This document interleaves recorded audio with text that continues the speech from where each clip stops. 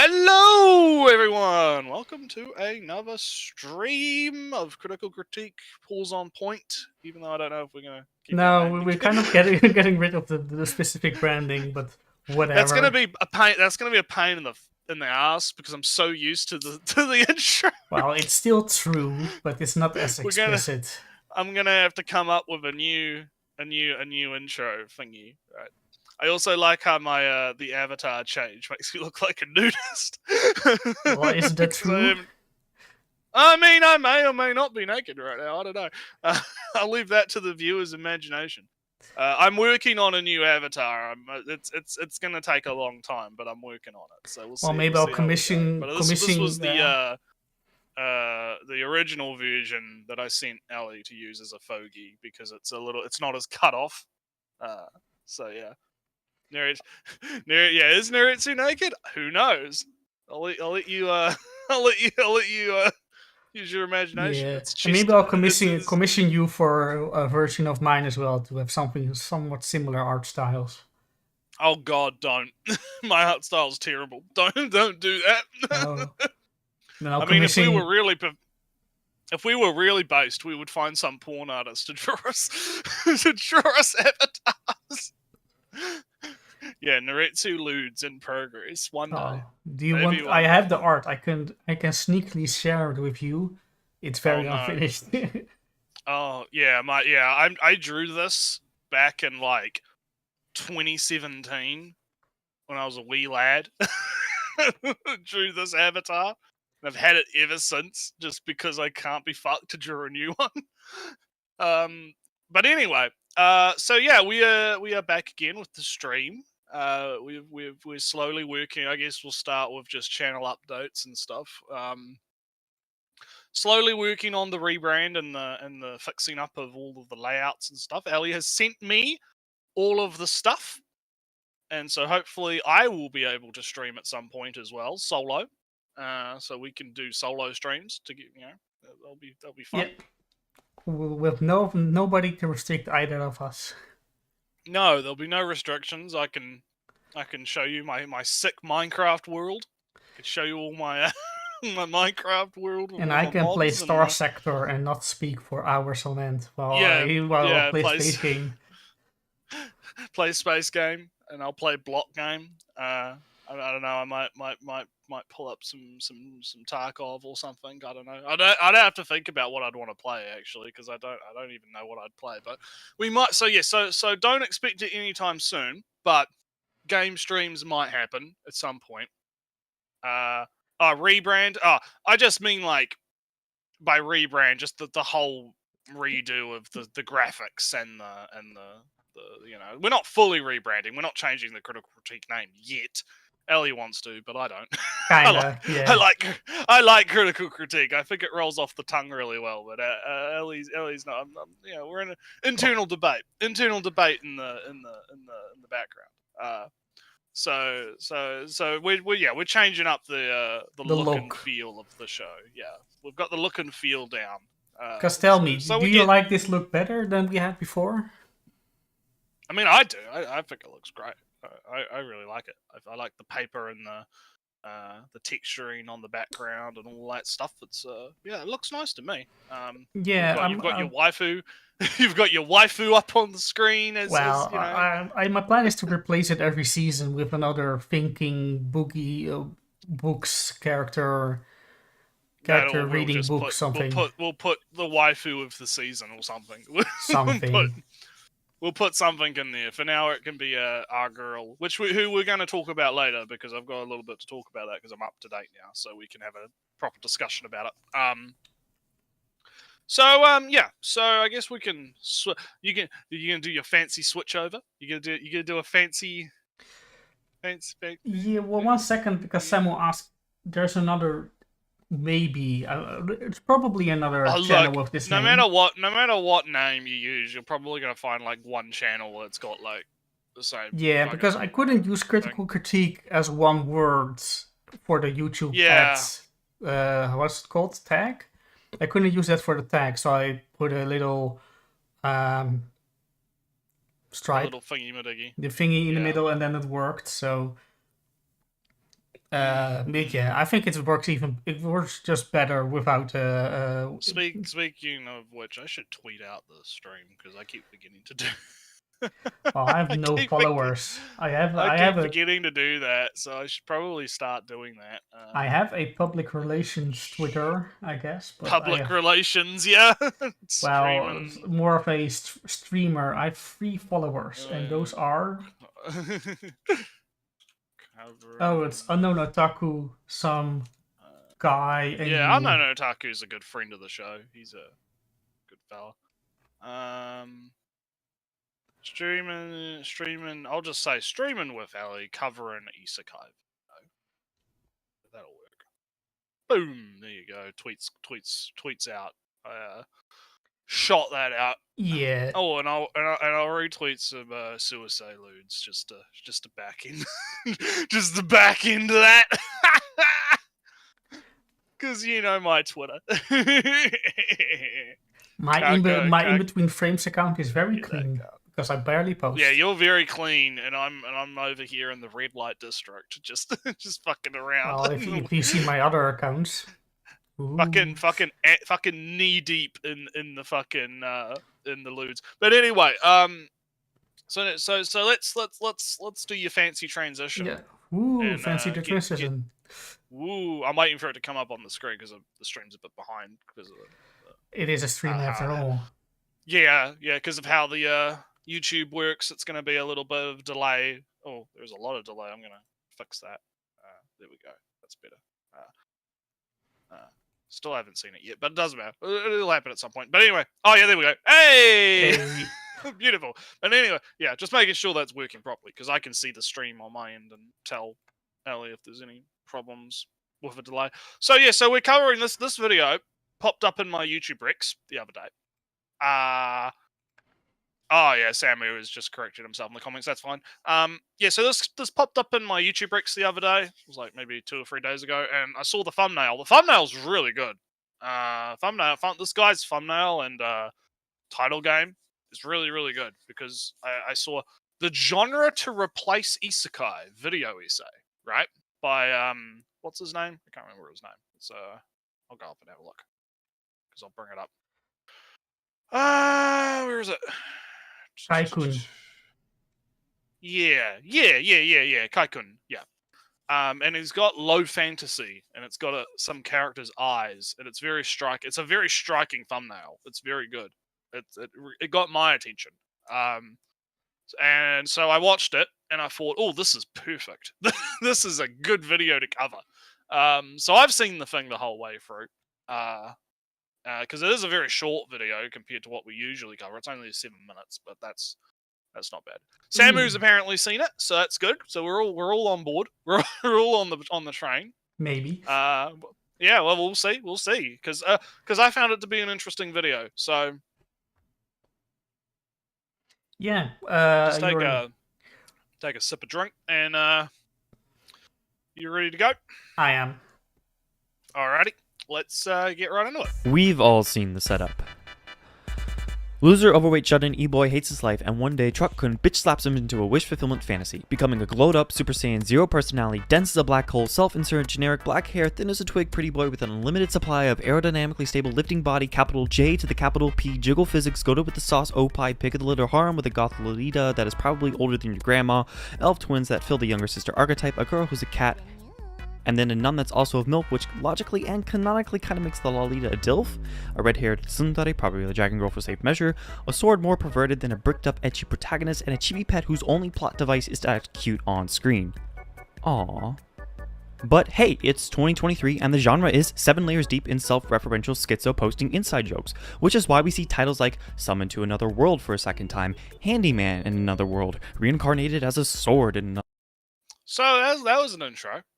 Yeah, I commend the fast speaking without stuttering. He is very much how do we say it? Azumi. He's got the Lazumis going. He is don't know if he is Azumi, but he is definitely exuding some Zumi energy. That's for sure. Yeah. He's like me when I've had one too many energy drinks and I'm ranting about random bullshit.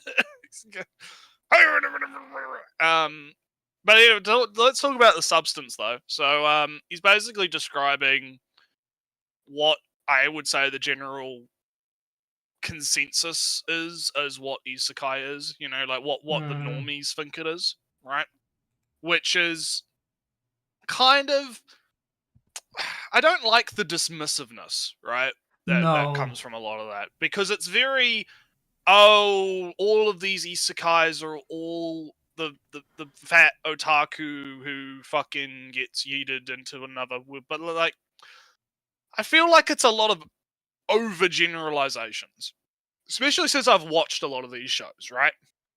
Because he says because he mentions that the sword guy is super perverted, but sword guy is a dad raising a daughter. There's hardly any. If anything, he's anti-perverted. If anything, overprotective father. I mean, there's this one. I remember when she got her armor, I think, for the first time with the blacksmith. He was very mad about how much skin was showing, and it had to be explained to him. No, that's just because she's a cat girl and they need to have skin showing because of there was some justification for it, and he was like, "This bullshit." He was like, "No," but that goes, you know. And that's what I mean. I feel like when you go into that realm, like I get why he's doing it, right? He's doing it because one, it's the comedy show, right? He's playing it up for the comedy, and he's also doing it because that is literally what like the general normie consensus is as to what these shows all are, right? Like people that haven't watched isekais think that's what isekai is because of the way that it's been presented by YouTubers and people like this, which I think is a serious problem and a disservice to the actual genre and the works themselves, right? So, yeah, while I can appreciate the comedic aspect of it, I do feel like it is a bit too dismissive of the genre. Because he even the generic black-haired protagonist characters. How many Western, I don't like Western in the sense, but let's use it this way, Western characters are blonde? How many heroes are blonde? Yeah, right. Yeah, it's equally as stereotypical. I don't know what the genetics are like, but I feel like black hair might be a Japanese thing, is it? Well, not even just a Japanese thing. It's just the more majority of people thing. Yeah. I know I'm not gonna get into that. I was gonna do some IRL stuff there, but no, I'm not gonna do that. So yeah. Let's see where he's going into it. Let's see what else he has to say. Another world, reborn as a vending machine. Now I want. Well, funny enough, I've heard the vending machine one's actually quite good. Yeah, because you bring up the vending machine one. We got Magician of D has shown up. He says, it's annoying that the sword isekai keeps popping up as an example for these things when it's actually... Yeah, I agree. The sword one's actually good. The sword one is really good. I watched that one. That one was really fun. I very much enjoyed watching that one. I kind of fell off watching the sword. And I didn't bother with... didn't bother, sounds a little bit too negative. I wasn't very interested enough in in vending machine, not washing machine. In vending machine. Washing machine, yeah. I didn't watch vending machine either, because I wasn't that interested in it. But the sword one was good. Because the sword one is it's like we were saying before, it's a very charming show. Because it's very much the dad-daughter dynamic instead of and I wanted to now we're getting back, I can mention it. The sword guy is protective, not in the sense she can't show much she can't show too much skin, but also he'd rather fight for her than let her fight, which is of course a very dad or protective attitude to have, which gets directly challenged. Like, and I don't know how far you watched it. Like episode 4, because when they go into the dungeon, the fight. I think it's after the first dungeon. It's the second dungeon. They go into the second dungeon, and what happens is they get separated, and so she has to fight without him. Yeah, and he's obviously in panic mode trying. Oh no, my cute daughter, she's alone. Yeah, he's in panic mode trying to find her, right? And she's having to fight on her own, but the thing is she is capable. Like the ending to that arc is kind of like it shows him that she is not just the same weak slave girl that she was before she met him, right? Like she is now somewhat capable without him and can hold her own. Maybe not to the same overpowered extent. Nah, of course not. Right? He can but shoot she dragons is, from space. But she is able to hold her own, and that was a very touching moment. Hey, Joshua. I haven't watched Buddha Jones yet. I didn't respond to you on Twitter because I've been busy, so I haven't been able to. I've seen you responding to my tweets and posting stuff. So, and I kind of agree talking to chat. I also agree with Samu in the sense that I have the same problem with games actually, where all right, off topic from the video. I mean, would you be barely under a minute in? It was going to happen at some point. At some point, I think there is a problem with hobbyist media, hobby journalism I guess, where both anime and games have very little memory, I would say. So it's they like can't. short-term memory loss, Yeah. basically. So while they don't have a long-term memory, I say. So when there's no real history in like films, right? Film is old. Film has industry Film thoughts, has lineage, yeah. lineages and director styles and techniques and history of critique and various forms of critique. And games don't have that, which is kind of a shame because well, there's plenty of studies. There's ludonarrative dissonance is a thing that has some academic study behind it, but then it comes into popular culture and it's just a thing when you're killing 5 people but you're a good guy. That's kind of yeah. I get the very bland and flat version of it.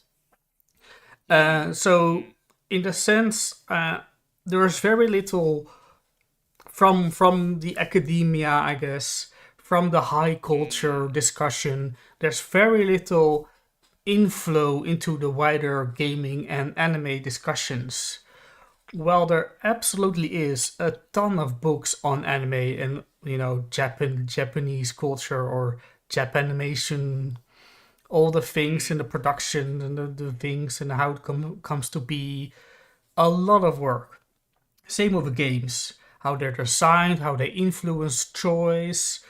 The whole loot box gambling is of course one such study and one such field of how do you keep players engaged. But again, it's very little. It doesn't come up. It isn't really mixed into the understanding of good physics. Right. We know what textures are, but we don't know how a game is designed and how the game is trying to elicit choices.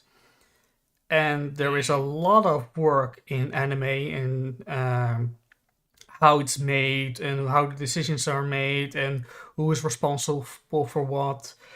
It all gets kind of pushed to the wayside, to the side, and it's only Mappa made this. Mappa will make that now. That is probably good because Mappa is making it. And that's kind of the level of discussion that's being had. Yeah, even though between studios there's different directors, different animators, different because a lot of the work is freelance, I believe. So sometimes it'll be like, it's Mappa. Yeah, it'll be like, it's Mappa, but what individuals within the Mappa ecosystem or whatever are the ones that are individually working on it can drastically change the quality of something. So I don't think there's enough institutional knowledge on things like Anime News Network. And there's also not enough institutional knowledge in game journalism, game criticism. This is going to get real off topic, but this is something I've talked about on Twitter and probably on the cast before, especially when talking about the Trash Taste podcast and why I fucking hate the Trash Taste podcast. Because one of the key reasons I hate them is not just because they're Katakawa boys, and we are Katakawa haters on this channel because always everything they make because they copyright struck us. We hate the really Katakawa. But no, jokes aside, getting serious for a moment. The reason being is they are in Japan, right? All three of them are in Japan. They run one of the biggest anime podcasts on the internet, right? They have direct access to be able to interview people like the creator of Redo of a Healer, like that. Again, they are directly employed by Katakawa, right? Basically. So they can go to Katakawa and they can go, hey, we would like to interview this director who's going to be doing this anime this season. We want to know, what's going on in his head. right? We'll ask him questions about the production, right? Why are you doing it this way versus this way? Why are you using 3D instead of 2D? What is 3D more expensive? What's the, all of it? Like, they have the ability.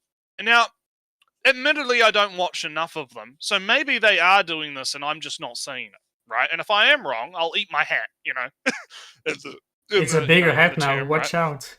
It is a bigger hat now. It's pointy and spiky too. But I don't see that a lot. I know that Joey interviewed the redo of A Healer Author, right? I know he did that, but I don't think I've seen him do something like that again, or at least that hasn't come onto my radar, right? Because if they are doing that, I would love to know. I remember the early days. They did some wacky interviews with a Japanese adult video actress. And they did an interview with what's his name, Shindo L. I think they did an interview with him. But those are early days, and the redo of a Healer interview was also like over a year ago by now. It was quite a while ago. Yeah, it was quite a while ago. It was probably like 2 or 3 years. So now it's just random. Oh, I like this game. Figuring is good, like I guess. I hate it because they have the capacity to do what you're talking about, right? You're talking about, we want to get more into the weeds, I guess, on the production side of things and, educational understanding of, rather than anime being this, like, mystical thing from Japan that just kind of, like, comes out of thin air, right? From the Sage Studios that cast their magic spells and create the anime, right? If they get budget, it will be better.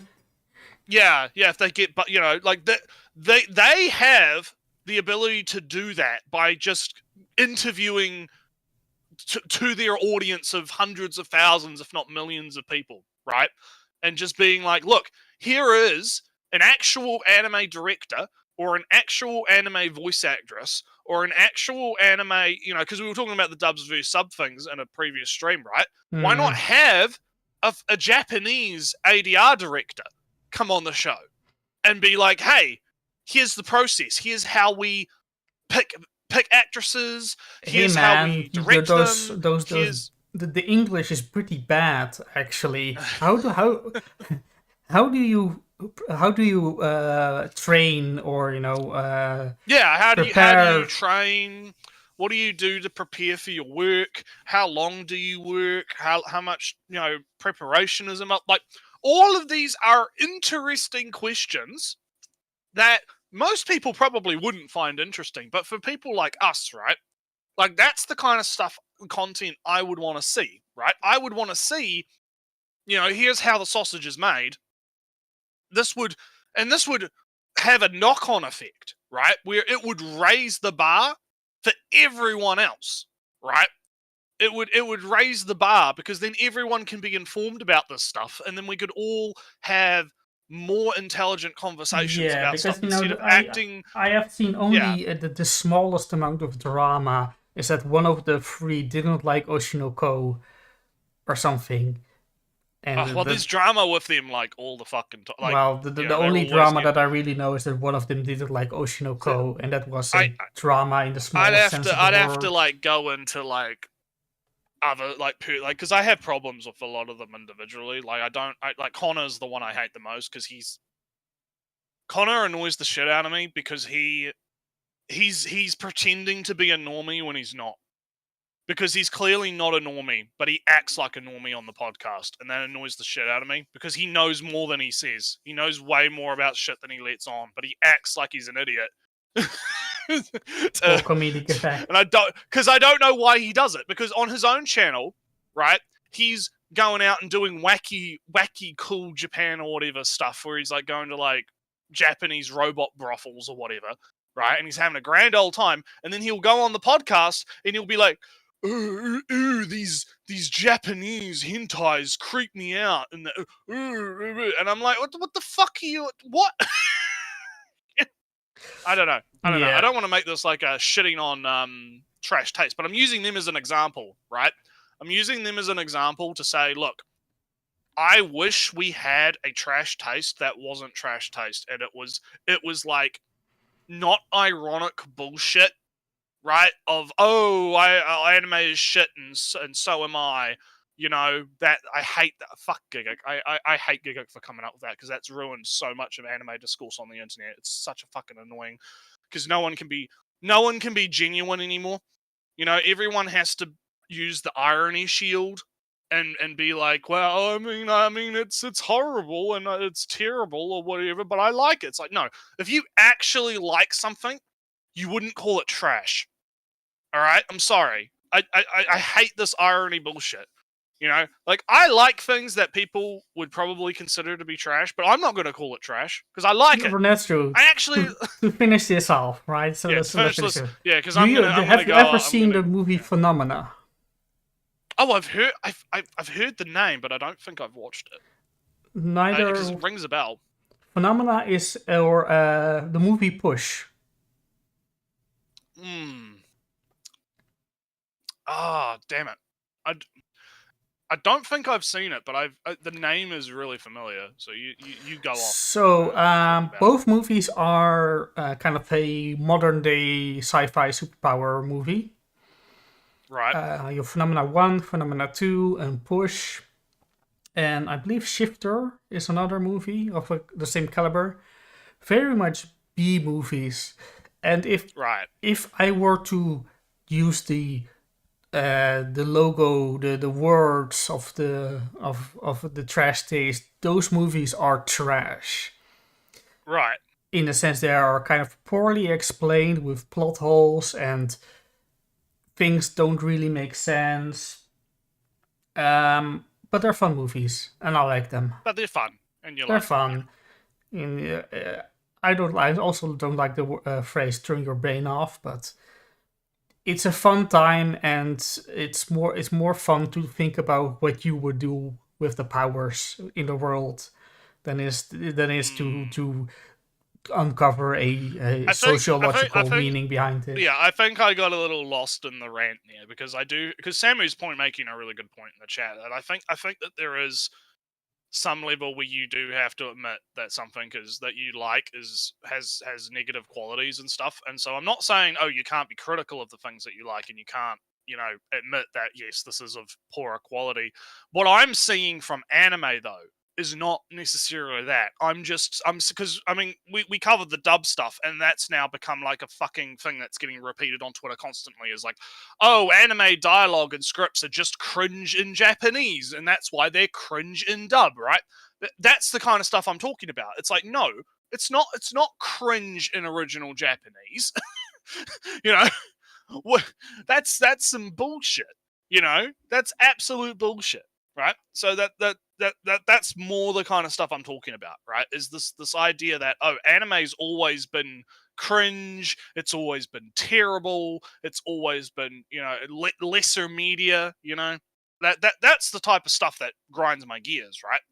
And makes me. That's why I hate the this is trash and so am I mindset, because that's what that leads to, right? Is people being overly ironic about stuff to the point they can't just admit that they like something, right? It has to be, you have to have the caveat of, oh, I like this, but it's trash, But anyway, yeah, we've gone way off topic. Yeah. I've gone way into the weeds, but like, well, press play on the video, and then I'll push play for like half a second, and then we'll find something to talk about again. So let's continue. Wander the dungeon. A fucking vending machine? You're probably thinking, holy shit, this is some hot garbage, but I can't stop watching. Replacing the previous mind-numbing genre of tournament arc school battle harems with similar tropes, Isekai will have its natural successor. Just what? Win. So I find it interesting how he describes the lineage of battle shonen to isekai, right? Yeah. So I find that interesting. I mean, I'm expecting anime-only perspective anyway, because that should be expected at this point. But this is actually kind of the historical knowledge that I want people to have in general. Just the memory of that there was battle battle harem shows for the last 5 years before Isekai, and the moe before that, and then you it had was more giant yeah, robots and you know, yeah, you and so on and so on. yeah. There's always something that's the big hotness, right? There's always something that's the new hotness that comes up, right? And so I think that I just think it's interesting because I'm trying to. Because when he's talking about like generic shonen, battle shonen, right? Is he talking about like the big three? Yeah, I think so. I assume he would be talking about the big three. It's hard for me to remember because I don't. Outside of the big three, maybe it's just because I wasn't as in tune back then, but I'm trying to remember what would be like a example outside of the big three that would be like generic battle shonen type thing that had the Well, do you same remember tropes as Kekaishi? isekai.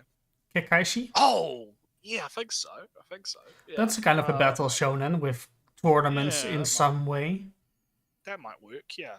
I don't know. I just find it interesting how that's his frame of reference. I think it's a fascinating.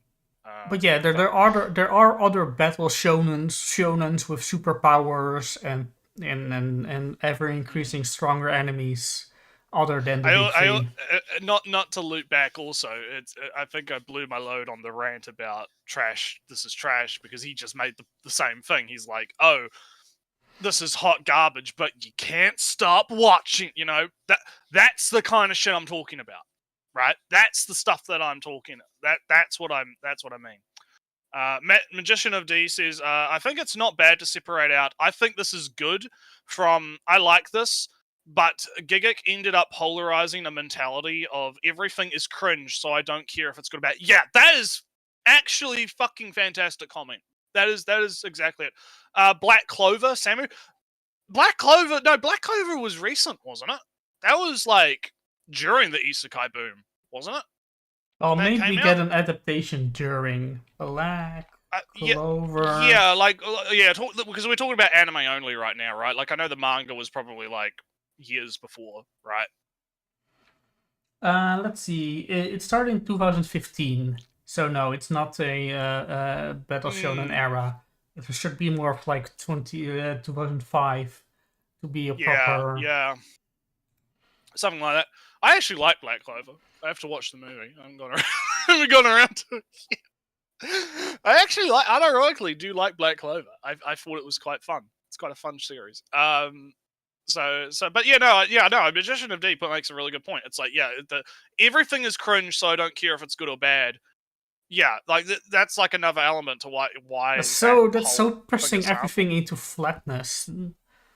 I don't know. Yeah, I just say flatness because I don't know how else to describe it. It's just and I agree with the everything. separation. There is a separation between I think this is good versus I like this, right? Because it's like you said, you can like the B movie stuff, whatever, like you can like your cheesy sci-fi B movies, but that's different from saying that it's objectively good. In a sense, well, maybe not objective. You get what I mean when I say that, right? Like, not necessarily objectively good, but like it's a difference from making it's a difference from making a qualitative statement about it, right? Saying there's stuff that is like, I don't know, like I'll use Marvel movies as an example, right? But this isn't like my opinion on Marvel movies, but I could appreciate the work that goes into making a Marvel movie, like the CG work, the directing talent, the acting talent, all of that. Like, I could say that it's good quality, right, in that regard, but then I can still say I don't like it. You know what I mean? Yeah, I mean, I watched a bunch of the Marvel movies because they were kind of the only movies that you had. Oh yeah, I've seen a lot of them. I'm going. Sorry, Nretsew, I'm going to cut this off right now after I say something because we can't talk about other movies today. The movie that was called Cold Pursuit. Do you know it? Oh, you keep saying these movies, and they're setting off flags in my head. Like, oh, I should know what that is. I may or may not have watched that at what point. Cold Pursuit is a guy, the father guy. The son gets killed in a drug gang thing. Oh, yeah, that's new, isn't it? I saw a trailer for that, I think. Yeah, and he's like, he gets shot in the throat or something, and he's like silent. He can't speak through the whole movie. No. Cold Pursuit isn't that. Oh, okay. We're thinking about different movies. Then. Yeah, Okay. Cold Pursuit is a father whose son gets killed in the drug thing, and he's just a father. He's a snowplower in somewhere North America, maybe Canada, and it gets kind of wacky and kind of funny. To spoil the movie a little bit, the first half feels very serious, and then it becomes a comedy. Slowly, the movie becomes a comedy, while still people dying, gangs, violence happens. I recommend the movie. Right. All right. All these movies, I'm going to list them out. We're gonna have to make a comment in the YouTube video. You're gonna have to be like, Ali talked about this movie. So anyway, to cap off before we move on, I'll just address Samu's point because he makes a good point. I think if a show has little contradictions in its plot and themes, it passes the bar of just I think it's good to it can be fairly criticized and liked or disliked. Yeah. I think that's fair. I'd say that's a fair comment. So anyway, let's keep going. And will it be good? No, it won't. For peak fictional stimulation, go watch Breaking Bad. I don't know why people gas up Breaking Bad so much. I haven't watched it, admittedly. Yeah, I'm assuming that it's good, but you know, I like it. Oh yeah, it probably is. It probably is really good, and I've seen shorts of it. You know, because people won't stop gassing it the fuck up, right? So I'm like. You know, the whole Breaking Bad saga is probably really good, but I have this thing where I almost feel like I don't want to watch stuff out of spite because everyone keeps gassing it. Well, sometimes you do, yeah. Do you get that? Because I get that sometimes where I'm like, I just don't want to, you know? Also, the movie, the shift, I said shifter, but I meant jumper. Oh, Jumper! Yeah, I've heard of that, yeah. Yeah. I'm looking. I haven't watched it, but I have heard of it. And yeah, Sam is right. It's gassed up by the memes. Yeah. Oh yeah, that's true.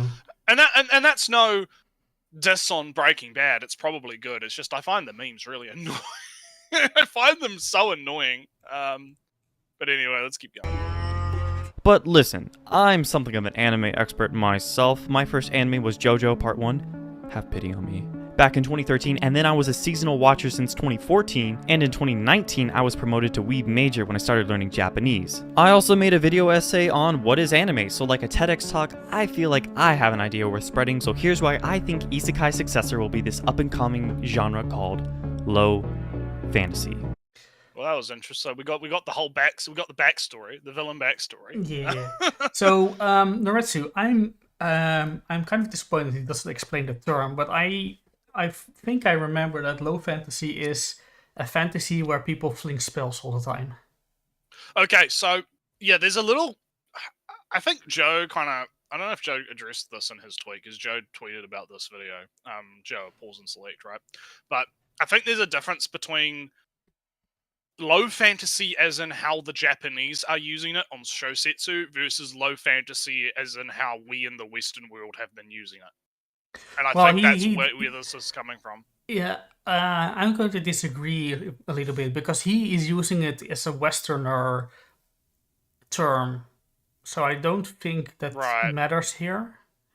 I'm not sure either. I just want to address that too. Because I remember when I was watching this video and he said low fantasy, I had the same conclusion you're drawing where I was like, wait, is he talking about like no, because low fantasy is when it's like pseudo-realistic, I think. No, that's high fantasy. High fantasy. I thought high fantasy was like when it was super, super big magic, big magic, all the magic, hyper magic, right? Like the difference between like Warhammer, original Warhammer, and Age of Sigmar Warhammer, right? Because Age of Sigmar Warhammer is like gods and big magic everywhere. Everyone's flinging massive spells at each other and big stuff. Whereas low fantasy is more like it's low, right? So it's less. It's fantasy, but it's more reserved and it's more grounded, I guess. I have looked up the definition on the internet. Oh, good. The internet won't lie; it never lies. Who would do that? Who would do that? Who would go on the internet and tell lies? High and low fantasy is defined by the setting, where high fantasies are in fantasy worlds and low fantasies are fantasy in our world. So Harry Potter is low fantasy. Okay. So maybe I'm wrong. I was wrong as well. I thought it was the use of magic and stuff. Yeah. We were both wrong. Holy shit, we're both the wrong man today. Yeah. And Lord of the Rings is high fantasy. Yeah, well, he's going to talk about low fantasy under the definition that is actually laid out in what you read. So that's good, I guess. But it was interesting how, when I thought of low fantasy, I always assumed it was, low because it's low, right? Yeah. NSP says no. Low fantasy isn't defined by where it takes place. Yeah, that's what I thought too. Different. Well, we haven't quite nailed down the definition. So maybe it is. This is my criticism of the video right now. Define your terms, because I think he's about to. Oh, sorry, but and maybe I think correct. He's about to define it. Well, he's going to define it based on what we'll get into it when he talks about it. But I always thought that it was just low, as in less fantasy.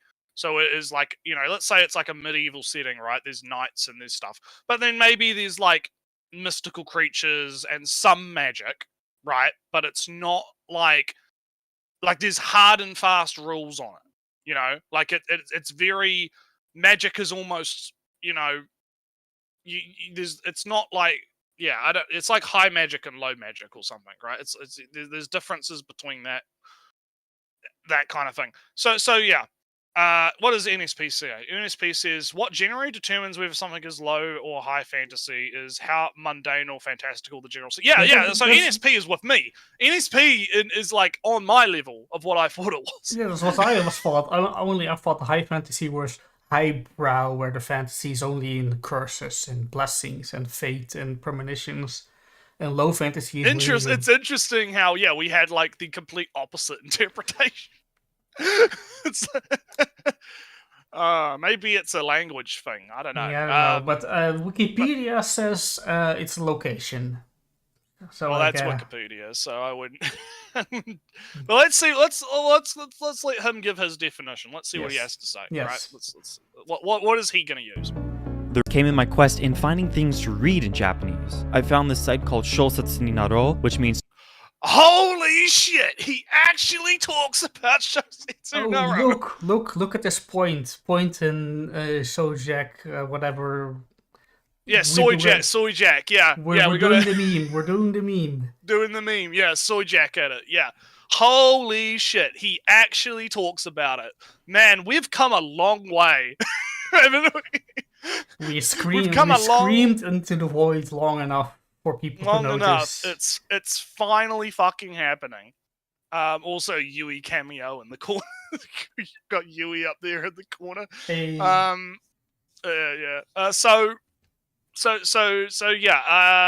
It's good. This is good. Props to him.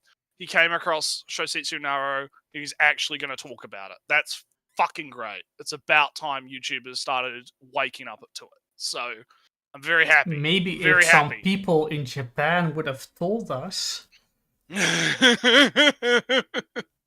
God. So yeah, major props to this guy for that. And we should probably explain for people like in our past videos, it's always been a big criticism we've had of people that do these videos. They never bring up Shousetsu as the origin point, and they never bring it up in terms of the lineage of where stuff comes from. So the fact that he's actually addressing that and bringing it up as the place, right, it's baby steps, but it's we're finally getting to the point where Shousetsu exists within the zeitgeist, right? Yes. So very good. Let's see how he.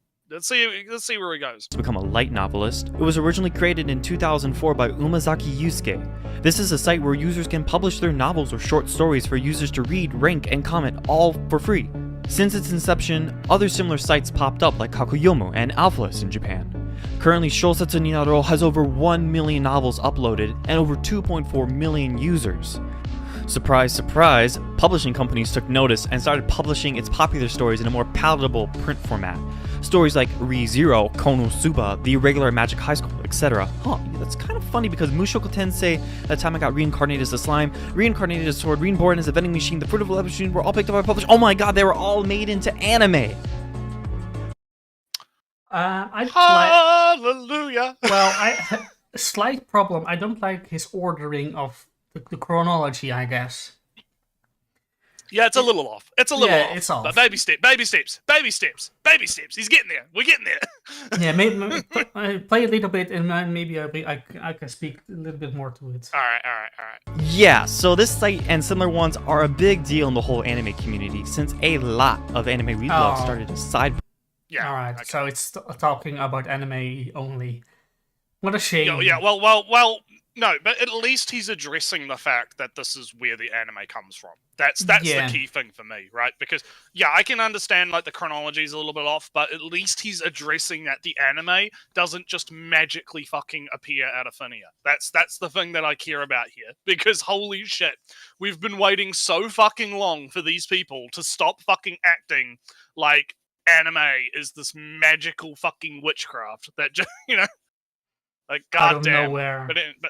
But anyway, you had a point, I guess, that you wanted to talk about. More in the sense of that that isekai, if he's talking about isekai in a sense from, hey, where a lot of isekai anime, where they come from, he's kind of saying that it happens at once.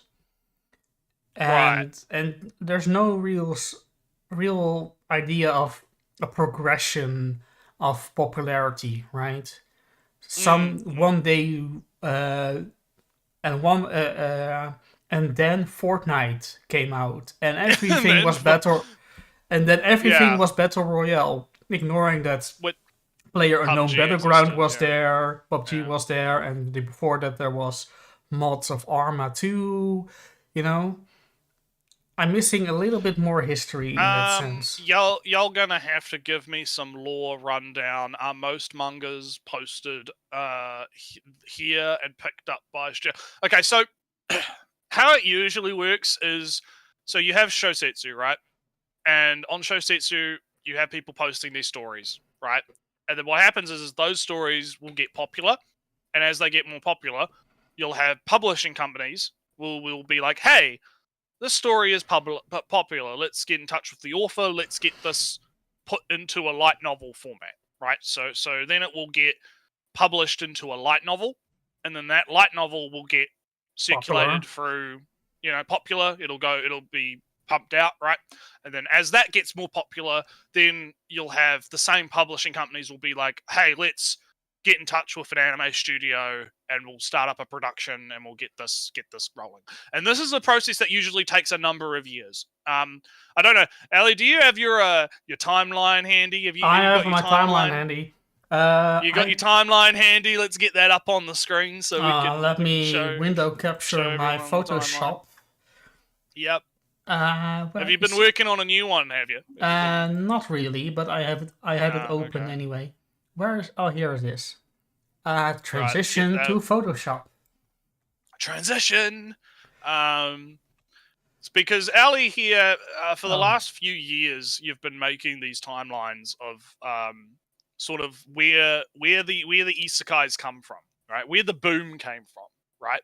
Mm-hmm. I'm waiting for it to pop up on the screen so I can talk about it. So I'm kind of... Oh, yeah, here we go. So as you can see, you might have to zoom in a little bit. I'll have to hear. So as you can see, right? I'll let you explain it. It's your bloody timeline. You talk about it. I don't see the chat right now. Oh, I'm going to mess things up. Never mind. Oh no. I've got the chat open. I can tell you if anyone's asking. All right, no, just checking if the OBS still plays nice. Forget the names. I moved the logos and the names didn't follow. Ignore the names. So basically, when did the isekai boom happen? Kind of depends on what you consider a lot. I think it kind of happened a lot around the year 2018, right? Yeah. Because there was a lot of isekai then. Then you had Slime, Ragnarok, How to Not Be. This is talking about when the web novels came out versus the anime. Yeah. Messing things up in Photoshop.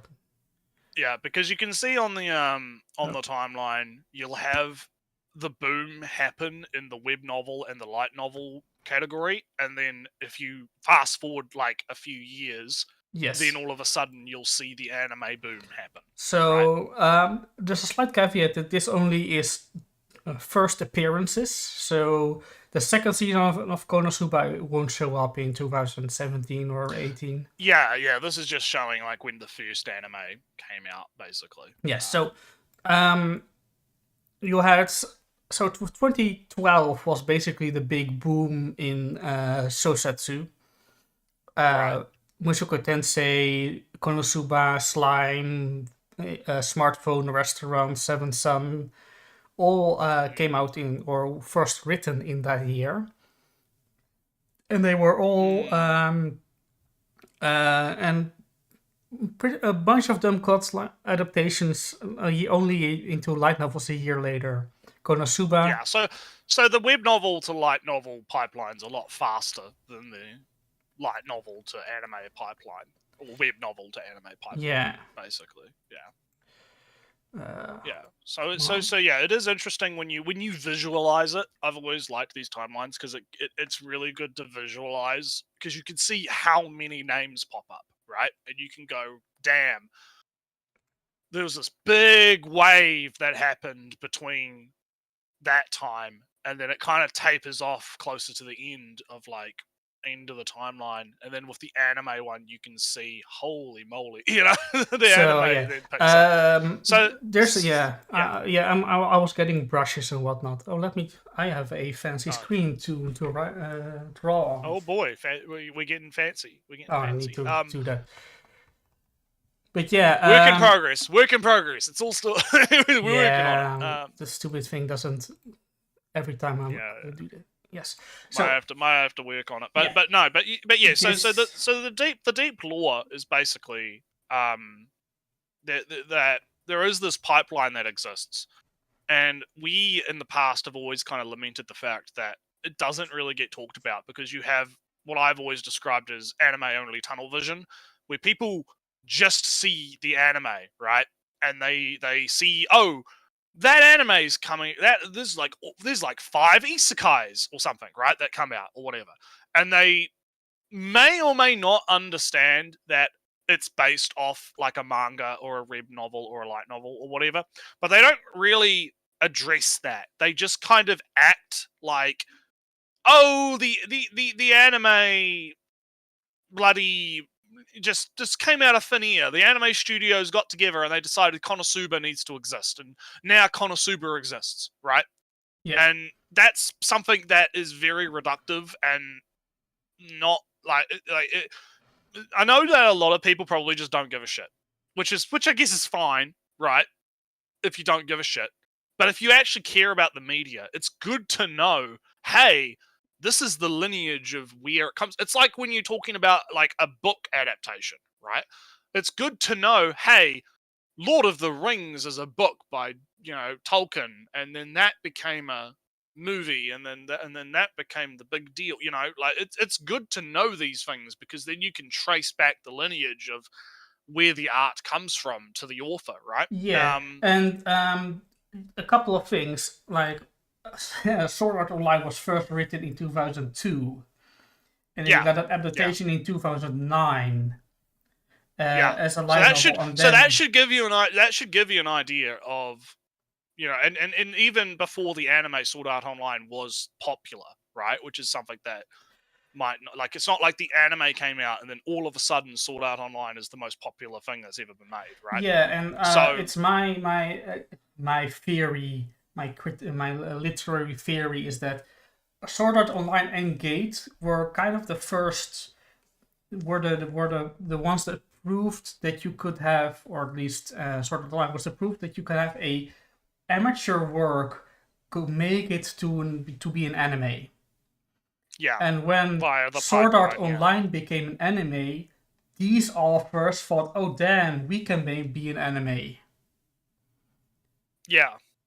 Let's And so write something yeah. similar, kind of similar to Sword Art Online, but we will do these guys because we like these guys' stories. So these guys were and we've talked before about the debate about whether or not Sword Art Online actually is an isekai. It Right? isn't, We've had but that debate.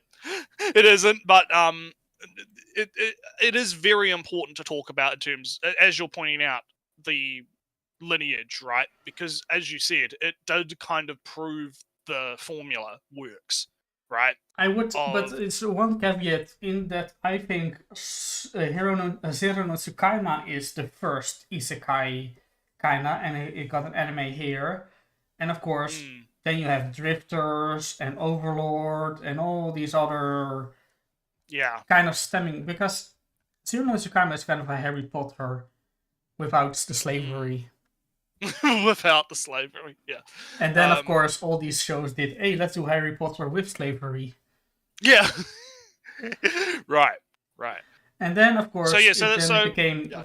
faster and faster, where shows got, where you write a story and it gets a light novel within the year. And then, of course, it speeds up stuff like Mushoku Tensei got a real long time before it got an adaptation. No, I don't want that. Oh yeah. But Mushoku Tensei only recently got it. Yeah.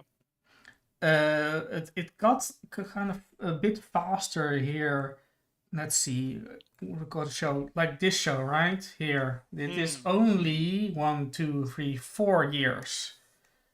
Right. 4 years for 300 years of Killing Slime. And also this show is the same year. So it got pretty quick. Yeah.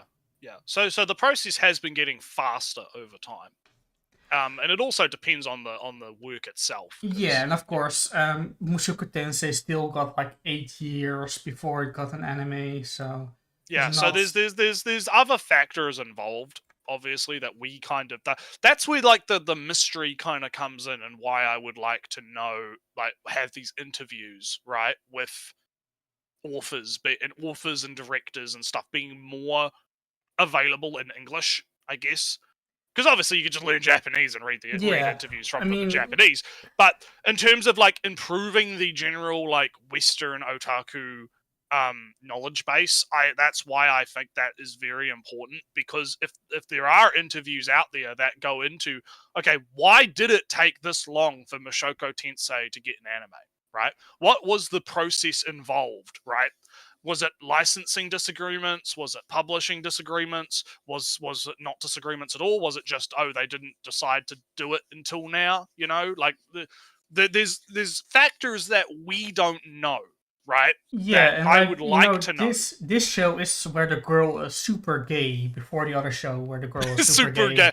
Before the proto gay. Super gay came all the way out in the same year as Mushoku Tensei. Yeah. This is a girl from Dad. Dad, I'm gay. I'm not going to marry a man. And, I'm gay. Yeah. And Mushoku Tensei took 8 years. This show took 10 years. Yeah. Why was that? Why did that happen? You know. And of course, I didn't look up. Who knows? I didn't look up the show from this year. That was also girls. I'm super gay. Who knows where that came from? The timeline is constantly evolving. Yeah. Yes. So to cap off, right? This has been a deep lore session Might have to timestamp this when I get to doing the Oh, timestamps. I'll look at doing that because it's interesting because it is interesting stuff, you know, and it is talking about the knowledge base stuff, right? So, to cap it off, yeah, there is a pipeline. There is a timeline of something that going from original material to adaptation, right? And it's interesting to talk about. And I'm glad that videos like this from this random guy are finally starting to address this. Even if it's not 100% accurate yet, it's good that the conversation is now starting to enter the consciousness, right? Because hopefully it will lead to us finding out the answers to those question marks that we still have, right? And figuring it out.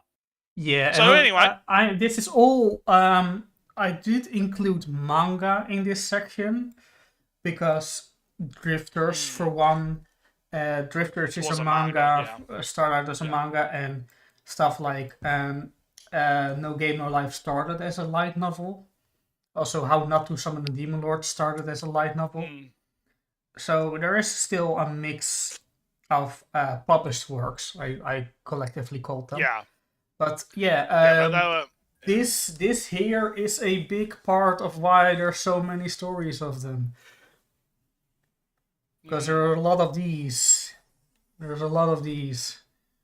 Yeah. Alrighty. So I'll let you switch back to the video. Yeah. And yeah, you just let me know when you switch back. So I've switched. You have switched. Okay. Back to the video after our little sidetrack. Let's continue. Projects posted on these novelist sites for fun. Crunchyroll published some statistics, although they're a little outdated, and found that 12.2% of all anime actually originate from light novels. Oh, yeah. Originate from light novels. That is not what we want to hear, though. Yeah, that's not... Well, again, he's talking about Crunchyroll statistics, so I'm not fucking surprised it's wrong. Yeah, but you know, I did work. I looked up how many isekai. I looked at every isekai and worked back how many of them were written. Yeah. And where they come from. So, but yeah, I don't care about if it's light novel per se. In a video about isekai, I would rather want to know how many of them were started as web novel. No, because he stressed and he said from a lot of stories come from this site Shosetsu. The next sentence is 12% were light novels, but those are different things. Yeah, but those light novels came from the... You see, this is what I mean about the knowledge-based shit, right? Because he should have said Shosetsu. If he'd said 12%... which might not be right. That might not be right. I'm just saying... This is why you shouldn't trust Crunchyroll statistics, because Crunchyroll statistics are fucking he asks a question and answers it with a different answer. Right? Yeah, basically, yeah. Alright, well, let's keep going. But if we take a deep dive into that statistic, a lot, and I mean a lot, of those light novels were originally posted on sites like Shosetsu Ninaro. Hey. And get this. Look at that! Criticism invalidated. We pre-jacked. Criticism gone. Whoosh. Whoosh. We jumped the gun on that one. So good, no, props to him. Props to him for that. Because when you dive into the statistics, you find out a lot of those started off as web novels, and that's important. Very good. Very good. Good man. Good job. Almost all of them isekai anime. Take a look at this. All these anime you see on screen right now were all originally posted on these sites. I do have a criticism of this, because this is an issue with readability. He says, over half of all isekai anime came from Shosetsu Ninaro, so he's pumping the statistic, right? And then he says, look at all of these anime, and he's just showing, like, him scrolling through a thing. And one, I can't fucking read what's in the background because of your text over the top of it. And I can't read. It would have been way better if he just was like, here's a slideshow of, like, the images, the promo art or something, you know? So you could instantly visually recognize the anime that he's talking about instead of having to read this list he's got scrolling on an angle, right? So this is a criticism of the editing here. I feel like there was a better way to get this point across. Well, at least for me. He's listing a bunch of things that are not anime though. The strongest that's the demon other is not problem. reborn. Is reborn as a typical nobody. Is not an anime as far as I know. Reborn as a vending machine is. Yeah. Or is it is Demon Lord is reborn as typical nobody? Is that an anime? I don't know if it's come out as an I anime haven't yet. updated That's what my timeline. That's what I mean. That's why he needed to kind of like. I feel like this is an editing problem. I feel like he needed to show a bit more visually. It's like show don't tell, you know. But anyways, Do you see how many isekai there are? It's over half of them. yeah, and it's also so quick too. It's like, oh, do you see me scrolling like 3 times through this list? Almost half of those are isekai. It's like, yeah, but that doesn't mean anything to me. That doesn't. If I were to make this, I would take all my logos that I have and have them fly across the screen, and then oh damn, that's a lot of logos. What I would do is I would have them show up, and then you would have them on like a list, and then you would separate the list by these are isekai, these are not isekai, right? So you'd have a few non-isekai in there, right? And then you could say, here's the list that I got from whatever site, you know, and then here's the ones that are isekai, here's the ones that are not isekai. As you notice, it's almost half of them, right? Or something, or over half, or something, right? That's how I would do it, because that's a lot more visually, like, understandable, right? If you're watching the video. So that's just yeah. So I'd say that's an editing critique I have of him. So yeah, let's keep going. Now it's starting to make sense why isekai anime became schizo posting. They all started on this site, and authors were probably reading each other's stuff, trying to one-up each other. So that's a good point as well. But I feel like okay, so it's like a pro and con here, right? It's good that he's recognizing the one-upping nature of shows. You know, all the authors want to one-up each other and be the next big thing, and so it's like YouTube in the sense of, oh, we got, you know, you got to do the more extreme title and the clickbait or whatever, right? However, I would argue that because Shosetsu is not the only site, right? Obviously, yeah, it is the biggest one, but it's not the only one. So when he says, actually, let me re-listen to that again, so I don't muck it up. Starting to make sense why isekai anime became schizo posting. They all started on this site, and they all started on this site. You get what I mean? Like that's like, it's like a minor thing. It's like a tiny little nit. I'm almost nitpicking, right? But if I would have said sites, right? They started on these sites, so it's not just Shosetsu. It's all of the. It's like the ecosystem, right? If that makes sense. Am I being nitpicky, Ali, or am I just being an asshole? A little bit, because we're talking about. Half of them are on Shosetsu, or over half. Yeah, and even stuff maybe like I'm just being a nitpicky. Yeah. Overlord started on Acropolis, if I say that right. If I'm saying that right. and he did bring up those other sites earlier in the video. That's probably but why I'm being is that even if stuff like Acropolis came around the same time, and maybe a little bit earlier, I don't remember. I have to read it again. But even if they came earlier, Shosetsu is the dominant one. You know, you can upload your videos to VidMe or something. Right. But it's YouTube. Also, Overlord. Overlord was first written on that site and then came to Shosetsu because there were more people on Shosetsu. Yeah. Okay. Well, I guess I'll just classify that as a nitpick then. That's, you know, just a minor, like I said, it's a minor thing that I just kind of picked up on. You know? Authors were probably reading each other's stuff, trying to one-up each other. Here's a reenactment of probably how these authors came up with their new isekai idea. So just to cap this point off, I don't have a problem with the one-upping, because that's clearly is what's going on, right? It's definitely a case of, you know, people wanting to come up with crazier and crazier ideas, you know, more interesting ideas, you know, to try and, you know, get a foothold, which is fine, you know. I don't have a problem with that. I don't think there's. I've seen this bit. I'm going to say something at the yeah, end we're about to yeah. Well, it's comedy incoming. Yeah. Yes.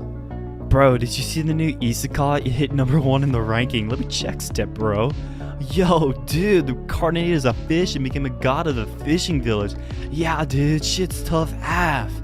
Yeah, but I bet I can do better. Oh yeah, dude, spit your stuff. Get this, guy reincarnates as a crustacean and then takes over the world with his dancing crab army. Bro, not gonna lie, that's the most Neanderthal harebrained ice dweller shit I ever heard. When will chapter 1 drop? It's already uploaded. Wicked. But anyway. So The not thing funny. is that I heard from good sources, and I couldn't find a source for myself, but I heard from good sources, from people, that this is actually true, in the sense that these isekai authors read each other's stuff, are in Discord servers talking to each other. Right. They on Shosetsu you can have blogs, and if I'm right, then it was something like either Redo of a Hero or Faraway Paladin only talked about Apex in the blogs, to the point that you wondered do they even write the story? Well, I know the Faraway Paladin author's been busy because he's got his anime adaptations happening right now, apparently. So he's been. It's the second season. Very busy. Yeah, he's got the second season coming apparently. So I think he's been a bit busy. So he's probably, if he's played Apex, he's not playing Apex that much right now. But the thing is, they have blogs, and they read each other's blogs, and they talk about stupid stuff on their blogs, and then they have Discord servers where they talk to each other, and they all interact. Yeah. They are as interacting with each other as YouTubers are. Yes. So my problem, because when I watched this initially, I didn't like the joke. Maybe not necessarily because it's incorrect, because like you're saying, it's probably true, right? Yes. Of course, more serious and more silly at times. Yeah, my issue with it is more that it just, like, I understand the comedy show, right? I get it, right? Haha, funny exaggeration, right? I just feel like it comes off as very dismissive and very like, oh, these authors are just, dude broing it up, and being like, yeah, bro, I'm gonna like, I know he's not trying to be insulting, but I don't know. It rubs me the wrong way. Oh, you can better be sure that all those villainous authors all write in their own little Discord server. They're all like, well, it's like they're all women or something. It's like if I was going to make the same joke, right? And it's like they're all women and they're all talking about drama and being all catty and, oh, did you hear what Vanessa said about my light novel? Oh, what a bitch. She's such a cunt. I'm gonna write her as a character and have her get killed. You know what I mean? Like I don't like, I feel like that comes off as a little bit demeaning. Petty. A little bit, it's a little bit, I don't like, I get the joke that he's making, I just don't like it. Like, I'm not gonna be like the joke police and be like, oh, you can't make that joke or whatever. It's just not for me. I don't like it. Yeah, I mean, but it is generally true. In terms of the actual context, it's pretty accurate. Yeah. Even if they didn't have discourse, they all read each other's stories. What is number one? What's popular? What works? What doesn't? Yeah, and they're all trying to play the game. It's like YouTube, We're all trying to play the game. So anyway, let's continue. To sum it all up so far, stories posted on sites like Shousetsu ni Naro that pop off get picked up by publishers. If they're still insanely popular as actual light novels, they will get the manga adaptation, and the subsequent chosen few will get the anime one. Well, and since we know a bulk of isekai anime, it's not necessarily true that popular light novels get a manga and then an anime. Yeah, sometimes they jump the queue as well. Like, I mean, it's on, or the manga stops, but the anime is far further along. From what I understand, the Overlord manga it's pretty nice, neatly drawn, but it's way behind both the light novel and the anime. So the manga is more of a promotional tool than the anime is, because you could go Yeah, reasonably far in the anime. Kind of the other way around almost. Yeah. But yeah, let's keep going. Originate from. It would make sense, this is the point of the video, that the next popular genre on this site will replace isekai, right? Right? Okay, so what would that be, Kai-kun? Oh, no, I have the answer. Low fantasy. Low fantasy or intrusion fantasy is a catch-all term for any magical or supernatural event that intrudes on an otherwise normal world. But specifically, the writers on sites like Shousetsu ni Naro have hive-minded it into meaning dungeons suddenly appear in our modern world and society adapts to it. Okay, so there's our definition, right? Yeah, so, intrusion fantasy is indeed a thing I saw. Yes, so I don't have a problem with his looking at Shousetsu, seeing what's hot, and then because I think villainous stuff is kind of in that boat right now, isn't it? Mm. Because that was very popular and on the Shousetsu, and now it's starting to become more of a thing in anime, right? Where we're getting more of those, right? So his hypothesis is not incorrect, I don't think. And I don't know enough about how popular. I know that there's a few of these sort of, I guess, intrusion fantasy, low fantasy type things that have cropped up recently. He's going to talk about a few of them in a minute, so we'll wait for him to talk about them. I personally haven't looked too deeply into it, so I don't have a big reference. I know that revenge stuff is quite was also quite big for a bit, which is why we got stuff like Redo. And there's a few other ones. Shield Hero is kind of a revenge thing. Shield Hero is although right now it's kind of not. It's one of those things where I could talk about Shield Hero actually because I watched that, but we'll do that when we go and talk about what we've been watching. So I don't have a problem so far. I'm interested to hear more about this low fantasy stuff actually because I'm, again, it's not something I've looked too deeply into. So now we do know the correct definition of it. Yeah, now we know what his working definition is. Let's see what he has to say. This leads to the formation of guilds, statuses, adventuring schools, and adventurers becoming micro-celebrities. The typical setup for a low fantasy story, on top of what I already said, usually has a slightly older college-age MC, or an MC that was never given amazing statuses when the gates to dungeons appeared, so he is forced to work a crappy job or do beginner-level dungeons all the time. He has an inferiority complex and is looked down upon by his peers until one day, XYZ skill or event happens and he suddenly has exponential power growth, earning him fame, influence, wealth, and being surrounded by beautiful girls. Now, if you thought to yourself, that kind of sounds like any wish fulfillment isekai just without the isekai part, yeah, that's the point. So, I find it interesting, this is kind of not a video-related thing, but I think that there is an interesting discussion you could have about what does this mean culturally, right? Because there's been discussion about why these types of wish fulfillment, I hate that fucking word, but the wish fulfillment isekai type fantasies, why they're so popular in Japan, and people have kind of had these ideas about the work culture and wanting to escape to somewhere where it's not so stressful, and I think there's an interesting discussion to be had about that. I think that I don't know if there's any credence to it, because obviously I don't think authors are going into it with the intent to have societal commentary, Well, I think not all the time, but some of the time, you know what I mean? I don't Well, I was going to go a different direction in that stories resonate most during the times where those stories can resonate. So they will eventually be popular if the time is right for it, right? So So if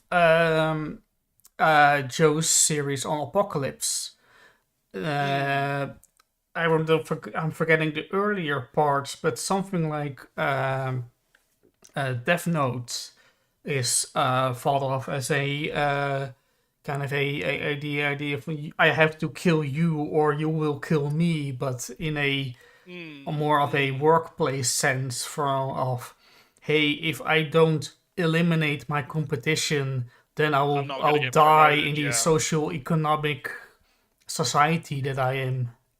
Yeah, so I think there's an interesting because I don't like to attribute motive to authors unless I've but actually, if then the idea of I have to kill you or you kill me of the Death Notes don't work, then the next step is to fuck this world. I'm out. Yes, I'm out. And then it becomes a different thing. Of just abandoning because and then but if Isekai truly is going to these dungeon style stories, then it's all right. Maybe the world doesn't have to explode or have to abandon the world, but the anxieties something has to change. The anxieties are still there, right? Right. There's still the world is still unfair, and the world has to drastically change before the protagonist is moved into action. Right. And maybe if he's right in the general starting position of the protagonist, that they're basically a work slave, right? Doing low level dungeons, unable to bloom their potential. The hierarchy, yeah. They're gated by they're gated by hierarchy, by bureaucracy, by something, and they have potential in them, but they are unable to make it true. And if these stories resonate the most, that they're read the most, liked the most, and that by then other authors are also going to write them, that still means that the anxieties of the Japanese reading public is still one of an unfair world where their true potential isn't being they can't unleash their true potential. This is my psychoanalysis of the Japanese population. Deep big brain psycho. Yeah. Well, my thing was gonna be like, I feel like as I mentioned, I don't like attributing unless an author, because I know the only one that I could directly say is Redo, because he's just flat out said what his intent was with Redo. He said, "Oh, I wanted to try this out because I wanted to make a story that was more focused on sexual violence than traditional gore, right? Mm-hmm. Even though it does have gore in it and stuff, right? And then it's kind of now evolved into more of a generic fantasy kind of thing now. It's not as revengey, like the revengey. Yeah, the revengey is still there, but it's not, because I've been reading the manga, right? Like the revengey is still there, but it's not. It has kind of devolved into being a bit more generic now, which I think is. I feel like it's one of those cases where it's gone on a little bit too longer than it should have. Like it probably should have ended a long time ago. And I think it's dragging a bit. However, that's getting a little bit off topic. I was just bringing it up to state that, yeah, I think the issue, like you mentioned, I don't think it's on the author. It's how does society react to the story and the feedback loop, right? Because the more interesting question is not why did the author. I mean, it is an interesting question, but why did the author create this, right? That is an interesting question in its own right. But I think the more interesting question is, why are these stories resonating with the populace, right? Why are isekai stories so popular with people in Japan to the point where it's become this massive genre, right? And what does it mean for the switch to these different kind of stories that might not be exactly different, but there are enough differentiation to analyze, right? So I think it would be interesting to kind of do a deep dive into that at some point, because it is a fascinating topic, as you were getting into. Yeah, but it's kind of also this is heavily borrowed from Joe's work. Joe's Joe does a lot of that stuff. Yeah, Joe's video series on Apocalypse. So if you want to get the same ideas that I have of it, you should go to Joe's Apocalypse series. Yeah, Yeah. I think his one on Japan Sinks was quite interesting. That was a very Most good of his videos are very good, or almost Most of, all. I mean, he is, yeah. We are the number one fan, so number one fans of Joe. He is the standard at which we hold everyone else up to. Even though he probably wouldn't like that, it's true that he does some of the best work on YouTube. So yeah, let's get back to a law of equivalent exchange. We are replacing trash with slightly different trash. Oh my god, I fucking hate it. yeah. See, this is what I mean. Like this praising whole Joe and then falling down right into this, yeah. Because again, it goes back into what I was saying before about the trash taste stuff, right? It's like I hate this whole dismissive attitude of, oh, we're just replacing trash with more trash. All anime is just trash. It's all trash. Everything is bad, but I'm still gonna like it anyway. You know, I hate it. Like, fuck, have some self-respect, you know? Have some respect for the stuff that you're watching. Right? Yeah. You know, I hate this shit. It's like, come on, man. Just like I think respect is the right word to use here. You know, like just have some respect for the creatives and the people that make this stuff. Like, sure, not all anime is like, you know, god level amazing stuff. Yeah, 650. Wow, I can hear Nretsew's anger. Yeah. I mean, you got to hear my anger last episode. Fucking when I don't know if 650. I think you were there for that, were you? I don't remember when I was losing my shit. But like, yeah, I did like it's a different kind of anger to the anger I felt last episode with the whole censorship stuff. It's like this is more like I detest this stuff. I hate how people just can't be genuine anymore. They can't just be like, no, this is there are good things here. There is actual good in here. There might be some issues with it. There's some stuff that we can criticize. There's stuff that we can analyze. But there's something in here that I like. I like it. And I'm not going to demean it, right? I'm not going to just say it's trash entirely, right? Because yeah, I hate it. They don't respect anime. It's just a fad / pop culture suit to them. Yeah, that's what it feels like a lot of the time, but right? it just isn't. feels that's like kind of the annoying part, right? Because it kind of isn't. Yeah, that's what makes it annoying. It's like I would not question that this guy here genuinely likes anime, right? He obviously does. He wouldn't have like spent the time making a 7-minute video about anime, right? If he didn't actually like anime. Right? You have to, it's like us, right? If we didn't actually genuinely like this stuff, we wouldn't be doing it, right? So, obviously this guy does like anime, but he's fallen into this fucking trap that people fall into where this irony poison seeps into their brain like a cancer and they just can't be genuine on about it, you know?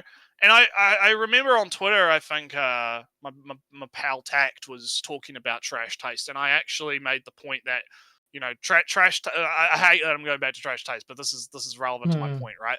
That it's content that's made for people that say they like anime, but they don't actually like anime.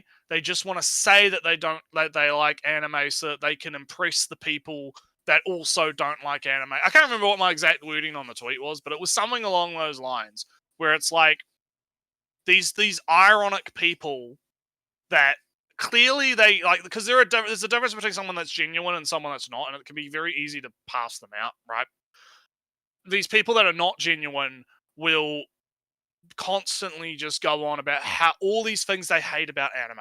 I hate this about anime. I hate that about anime. Anime's terrible because it has all these tropes that I think are sexist, racist, homophobic, or whatever. Like serious accusational words, right? But they still fucking watch the shit. And they still claim to be fans of it despite despising every fundamental aspect of the media, right? And so those people, like the content that's ironic, like this and trash taste, appeals to those people. People that just say they like anime as the trend because it makes them part of a conversation that they want to be a part of, right? There was a I might go find it because I have it bookmarked. There's a essay written by a guy. I think it's called Mops, Geeks, and something else. I'll have a look at my bookmarks because it's like Geeks, Mops, and Sociopaths, right? Is the name of the essay, and I'll link it in the chat for people. Because I think it accurately describes what's going on here. Is you have people, the geeks, which is the otaku, right, that are actually into it, and then you have mops, which is normies, and then you have the sociopaths, which are the people I'm talking about, right? I don't think this guy is a sociopath. I think this guy is genuine. I think the problem is that he's fallen into the mindset of the sociopaths, because that's what he's seeing all around him, and he thinks that's what he needs to be like. Yeah, it's the funny thing to be. It's the funny thing to be, so that's it. And he doesn't realize the damage that does, right? So I'll link that. I'll link what I'm talking about in the YouTube chat. So use the permissions. Yeah, I do. So I've linked that in the chat. I highly recommend everyone read that post, because it is.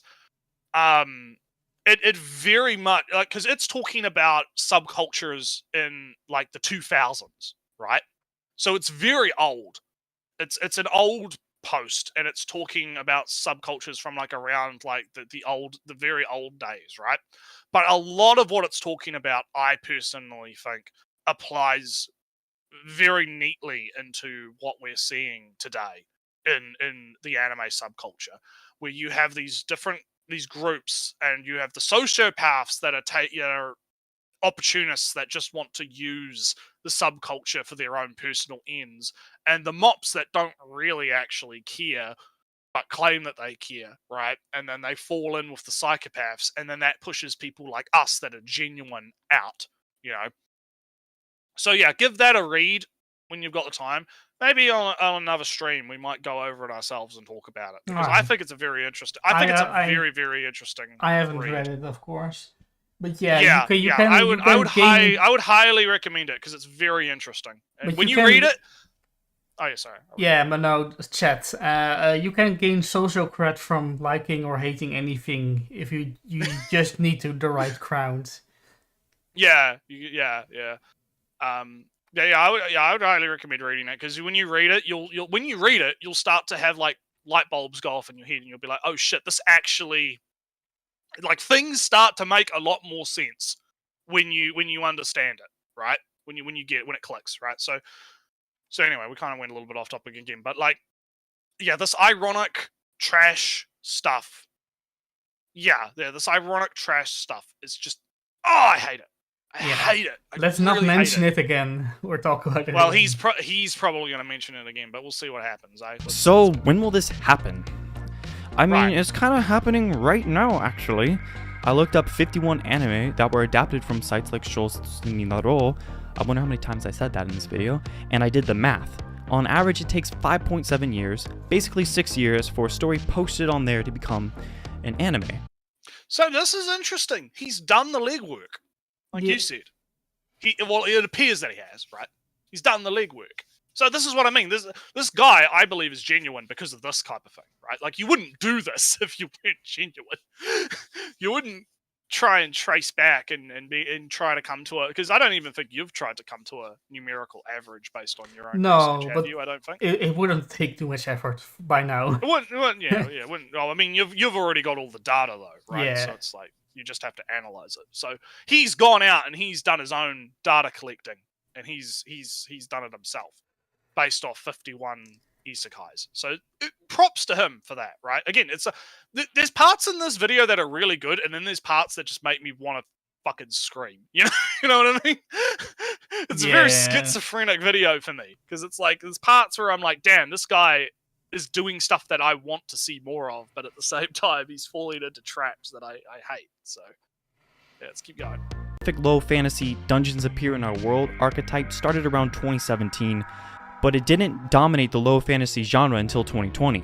So it probably won't be until 2026, just adding 6 years to it, that we will see it have the same saturation as Isekai does today, but it's not to say that it isn't already trickling in. I Got a Cheat Skill in Another World and Became Unrivaled in the Real World too is a low fantasy-esque anime that started out on Kakuyomu, a similar website back in 2017 that was made into an anime this year. So, about 6 years. We also have the highly anticipated low fantasy story Solo Leveling being made. Yeah, so I think it's going to be interesting to see if this prediction comes to pass in 2026. I think it's going to be very interesting. I like this. I like this kind of idea of, trying to suss out what the next trend's going to be. I think it's quite fascinating. And it is true that there are, like, solo leveling I've heard about for quite a long time. Lots of people have been talking about it. Yeah, lots of hype. Way before the anime got announced. Like, I knew about solo. I haven't read it, but I've known about solo leveling for quite a while because it's very gassed up. So I'm very interested to see it come out as an anime. So far, this stuff I don't have a problem with. I think he's pretty good. Good doing data, a good job bad mentality. Yeah, good data, bad mentality, yeah. So it's into an anime in 2024. You guys definitely need to check this one out because the light novel was amazing, the manga was 1,000 times better, so the anime should be a freaking masterpiece. And this anime is such a big deal because this is a Korean... Well, let him live in his fantasy. Yeah, the only problem I have with that is we've all had that happen, where you have an adaptation of something that doesn't meet the expectations. So I think people got to be careful with that, because just because the source material is good doesn't necessarily mean the adaptation is going to be good. Suddenly everything is CGI. Look, listen, we don't talk about the Girls Frontline anime. Oh, we don't talk. That doesn't exist. That doesn't exist. I was not talking about Spider or the goblin scene in Overlord. Yeah, we don't talk about the god. Yeah. This is what I mean, right? So it's like, I think you gotta be careful. You gotta be careful when it comes to that type of stuff. Tokyo Ghoul is probably another example. Like the manga I actually have the manga for Tokyo Ghoul because I love the artist. I really like his work. I haven't got Tokyo Ghoul read yet in physical form, but I have Ghoul. I have all of Ghoul in physical form because I really love his artwork. His style is really cool. I really like it. I'm actually considering buying his art book because I really like it. But the anime didn't really capture that same feel to it. Yeah, I've heard some it's good things about it. Yeah. I wouldn't say the anime is terrible. It's just it's not as good as the manga. Like there's a lot of visual stuff in the manga that's like fantastically done. Because he's a very talented artist. He's really good at high detail, high fidelity stuff, and that just doesn't translate well into animation. So this is what I mean, right? It's like, I would be very careful about gassing up an anime adaptation. I mean, there's one the Looking Up to Magical Girls is coming up, and it's the same studio as the GFL anime. Oh. And I am so fucking terrified. I am so scared about that one. I've seen a preview of that, and it was a fun premise. It looks okay. The previews, it looks. Look, listen. All I care about is it going to be uncensored somewhere. How censored is it going to be? Oh, that's what I know care more about. than me. Well, no, because Looking Up to Magical Girls is the itchiest fucking itchy you are ever going to be able to watch in the modern era. There's bondage shit in it. There's fucking naked magical girls in it. There's fucking exhibitionist stuff in it. There's all kinds of kinky shit in it. And I am fucking terrified that it's going to get white beamed to fuck. You know what I mean? Like that's what I'm talking about. Like I am so fucking scared it's going to be censored in a bad way that's going to detract from it. Right? But Nretsew, aren't you looking forward to Chained Knight? Oh god. Oh shit. Yeah. Get out. Get out. You are banned from the group. God. But anyway, this is what I mean, right? Yeah. So people need to lower their expectations a little bit sometimes because it's good to be tempered. It's good to be tempered, just it might be good, might not be good. Let's keep it That's all I'm saying. Light novel being animated by A1 Pictures, a Japanese company. Or at the Oh yeah, that was actually a point we kind of glossed over. Is he's talking because Solo Leveling was a Korean manhwa, Yeah. and it is a very interesting point that a Korean manhwa got popular in Japan and is now getting a Japanese anime by a Japanese studio. Our big hero Joe is reading a lot of manhwa. He has. Yes, he's been talking about it on Twitter. Yeah. His biggest. He very much enjoys the very immediate. Oh, he's in my way. I'm going to kill him. Mentality. Yeah, Korean manhwa is. I've read a few myself. The one that I really like that I've talked about a number of times, I believe both on the show and off the show, is oh wow, I go on Manga Dex and new fucking chapter of it just came out 2 hours ago. What happens inside the dungeon is what it's called. I love that. I really like what happened inside the dungeon. Yeah, but so one Joe mentioned was where there's all these gangs and they all have some kind of a martial superpower, right? Yeah. And our protagonist guy doesn't have a superpower.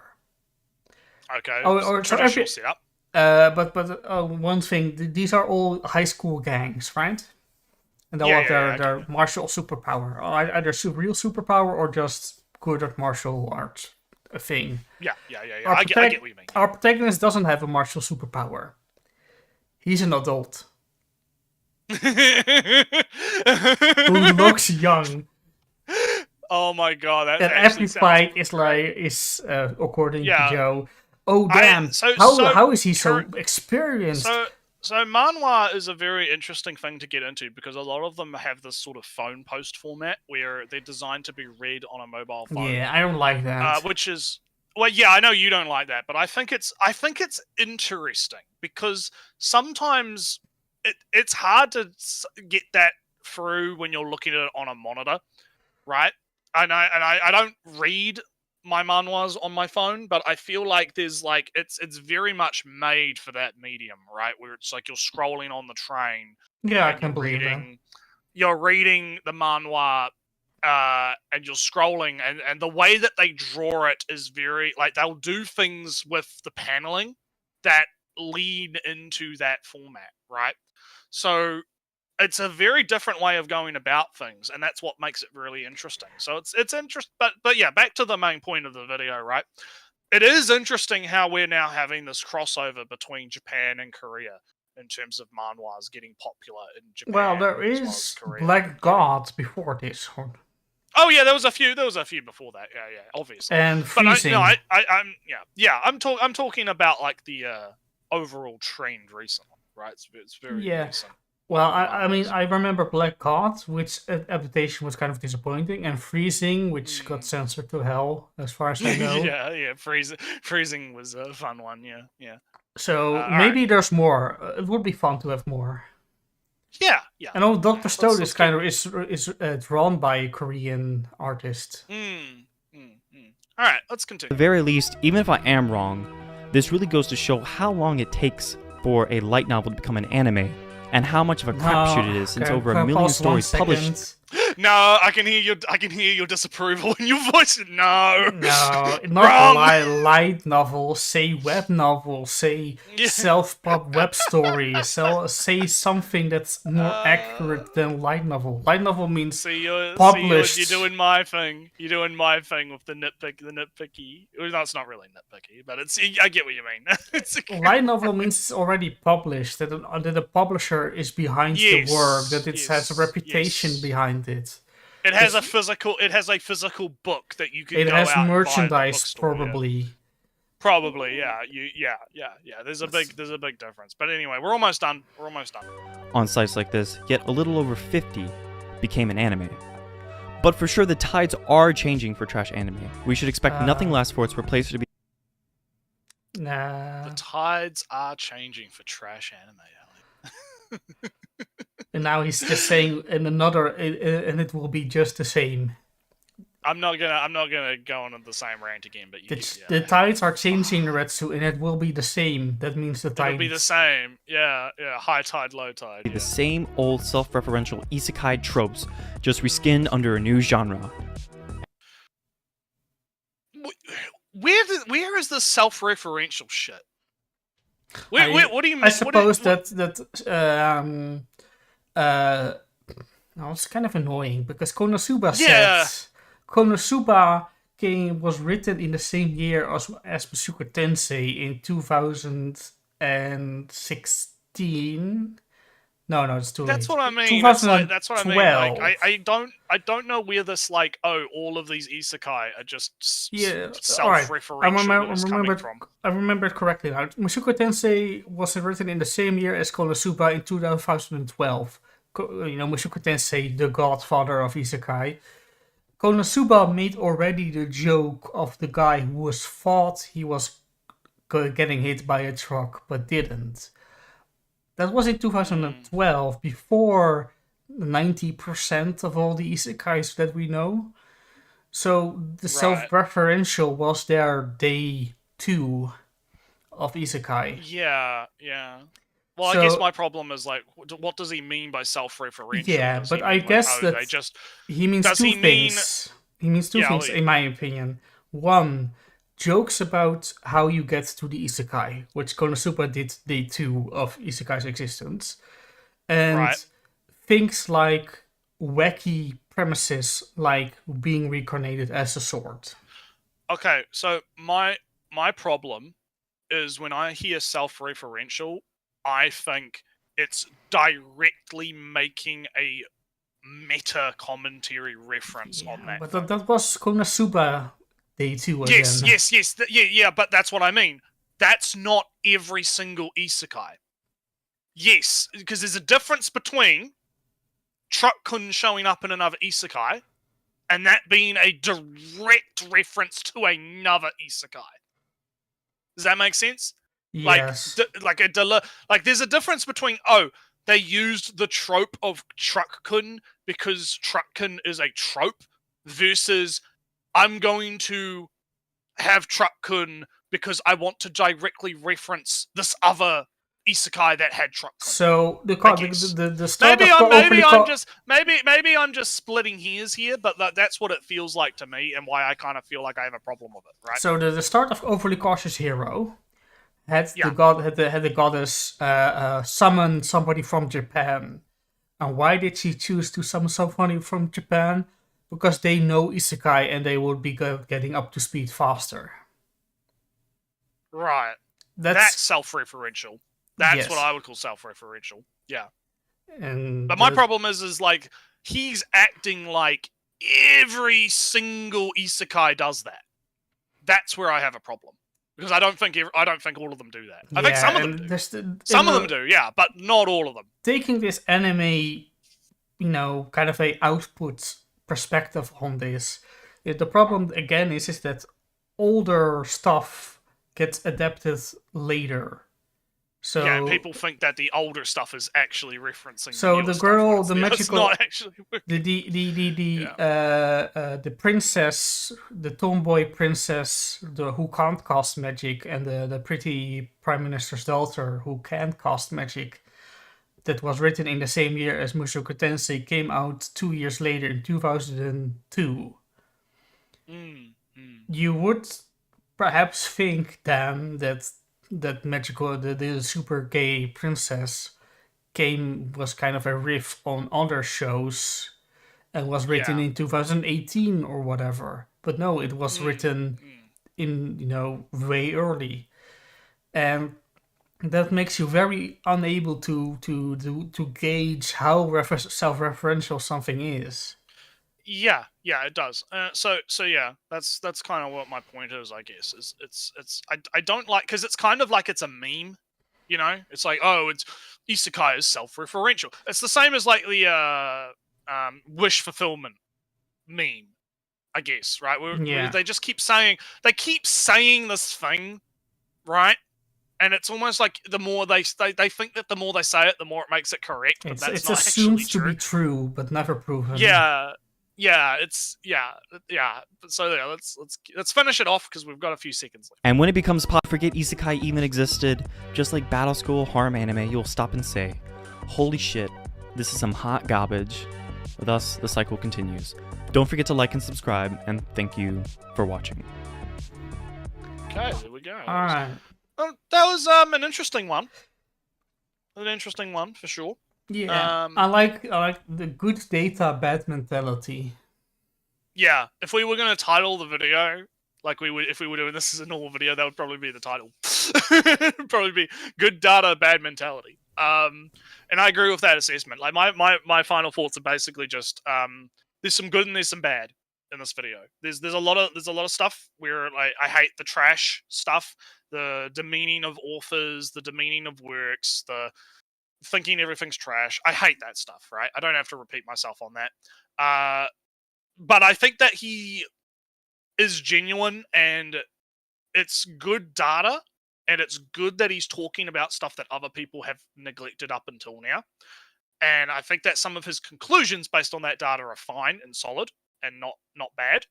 However, I do think that there are some small editing issues with, I mentioned the bit where it was difficult, like the reading and the list and that kind of thing. He kind of should have done a bit more work on that, but that's fine. Mm-hmm. But other than that, no, I think this is a step in the right direction where we're seeing some improvement in the anti-tube sphere. If smaller creators, I don't know how small this guy is, but you get what I mean. Like if creators like this are coming out with stuff like this, I think we may or may not have a bright future ahead of us. May or may not. Yeah, I'm missing.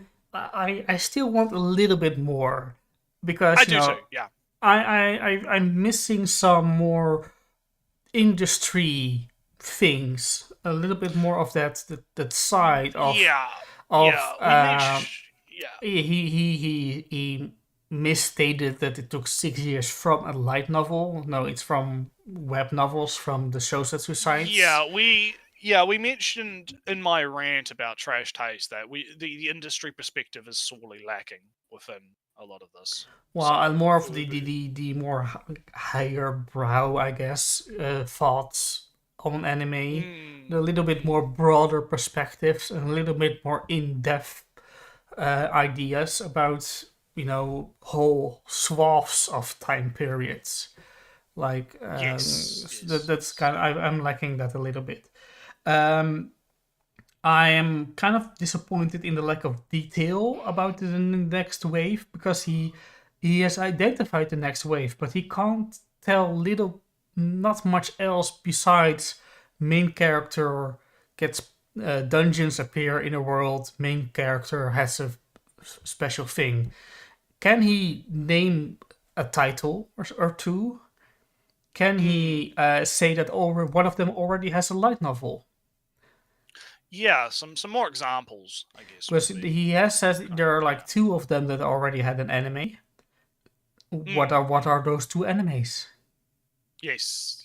So, a little bit more data, I guess.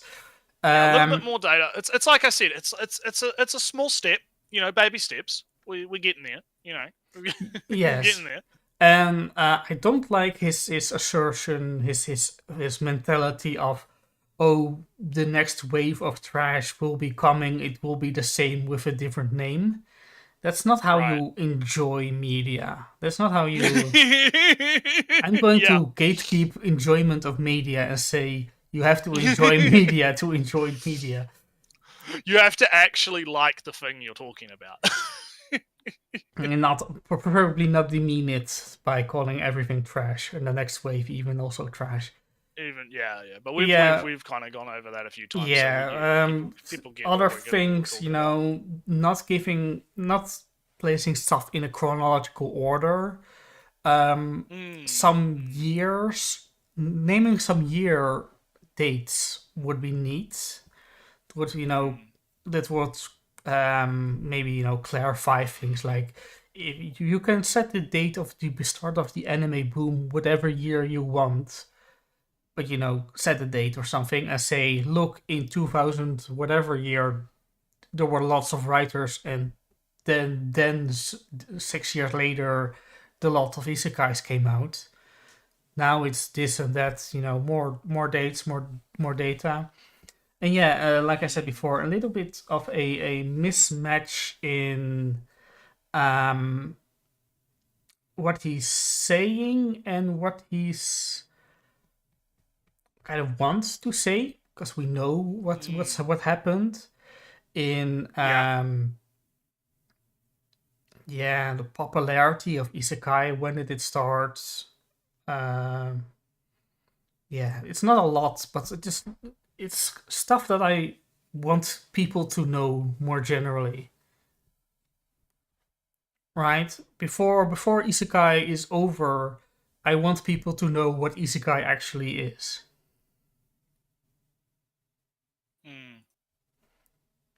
Because, you don't want people to think that every character was a black-haired guy.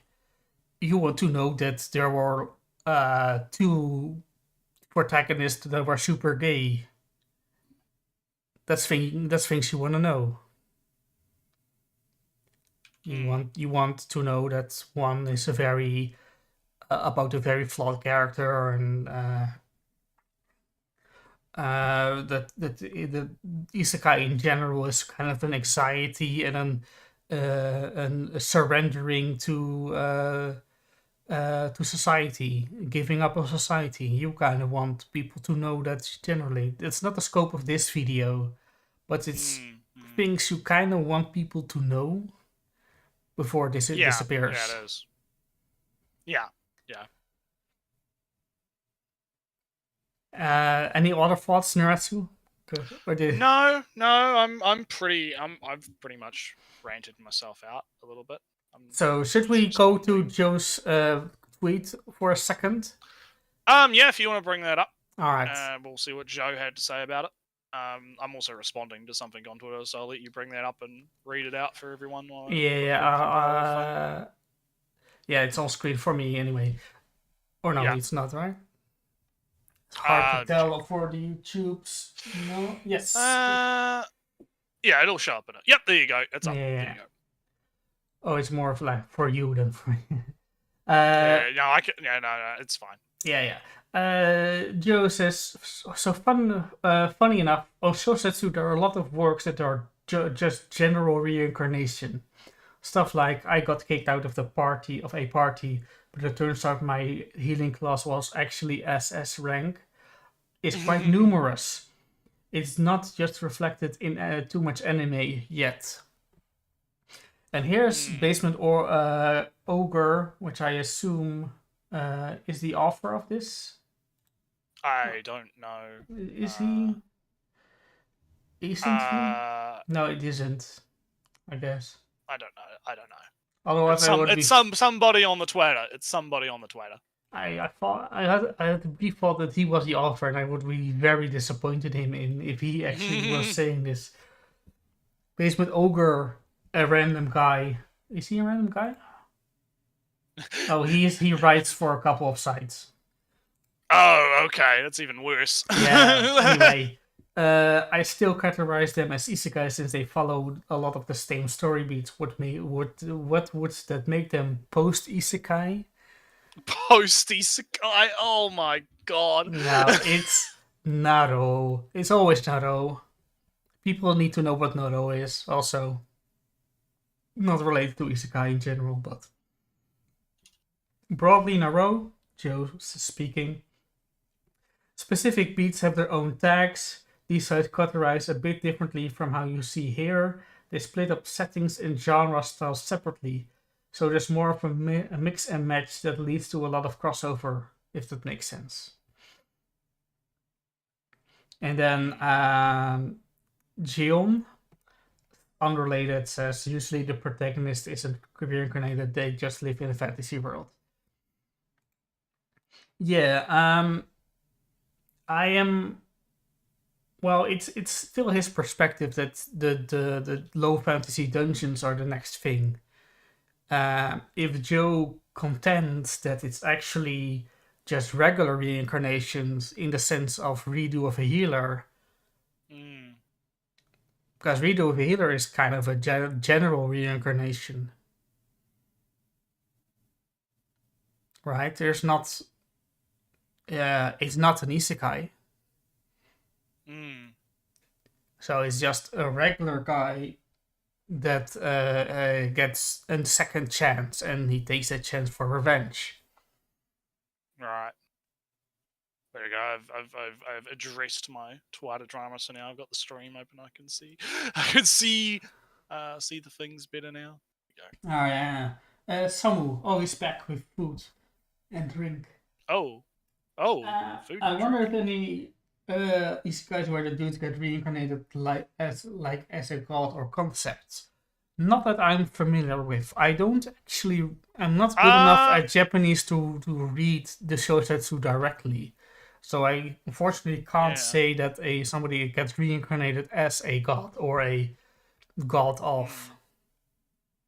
Oh, Basement Ogre is written for Niche Gamer. Interesting. And game ranks I saw in a brief moment. Interesting. I don't recall him. I've known a few people that have done stuff for Niche, but I don't. I mean, Niche isn't a great site right now, but yeah. So yeah. I'll let you continue. Oh no, I was kind of done because you're kind of done. Yeah, I'm sorry. I got a little bit distracted because I guess we could talk about it as Twitter drama, but basically there's this virtual novel thing that's being crowd. I will grab you a tweet. Yes. There's this virtual novel that's coming. It's getting kickstarted or something. I think it's like a Mew Love thing. I'm not sure, but the problem I have with it is apparently they're stripping all the R18 content out of it. So anyone that pays for that Kickstarter is a horrible person and shouldn't be funding terrible business practices. But the tweet in question was basically this. I'll put it in the Discord. And then I'll click it over. Yeah, and then you can bring it up. There you go. So it's 2 works of art from, I believe, the artist of the VN.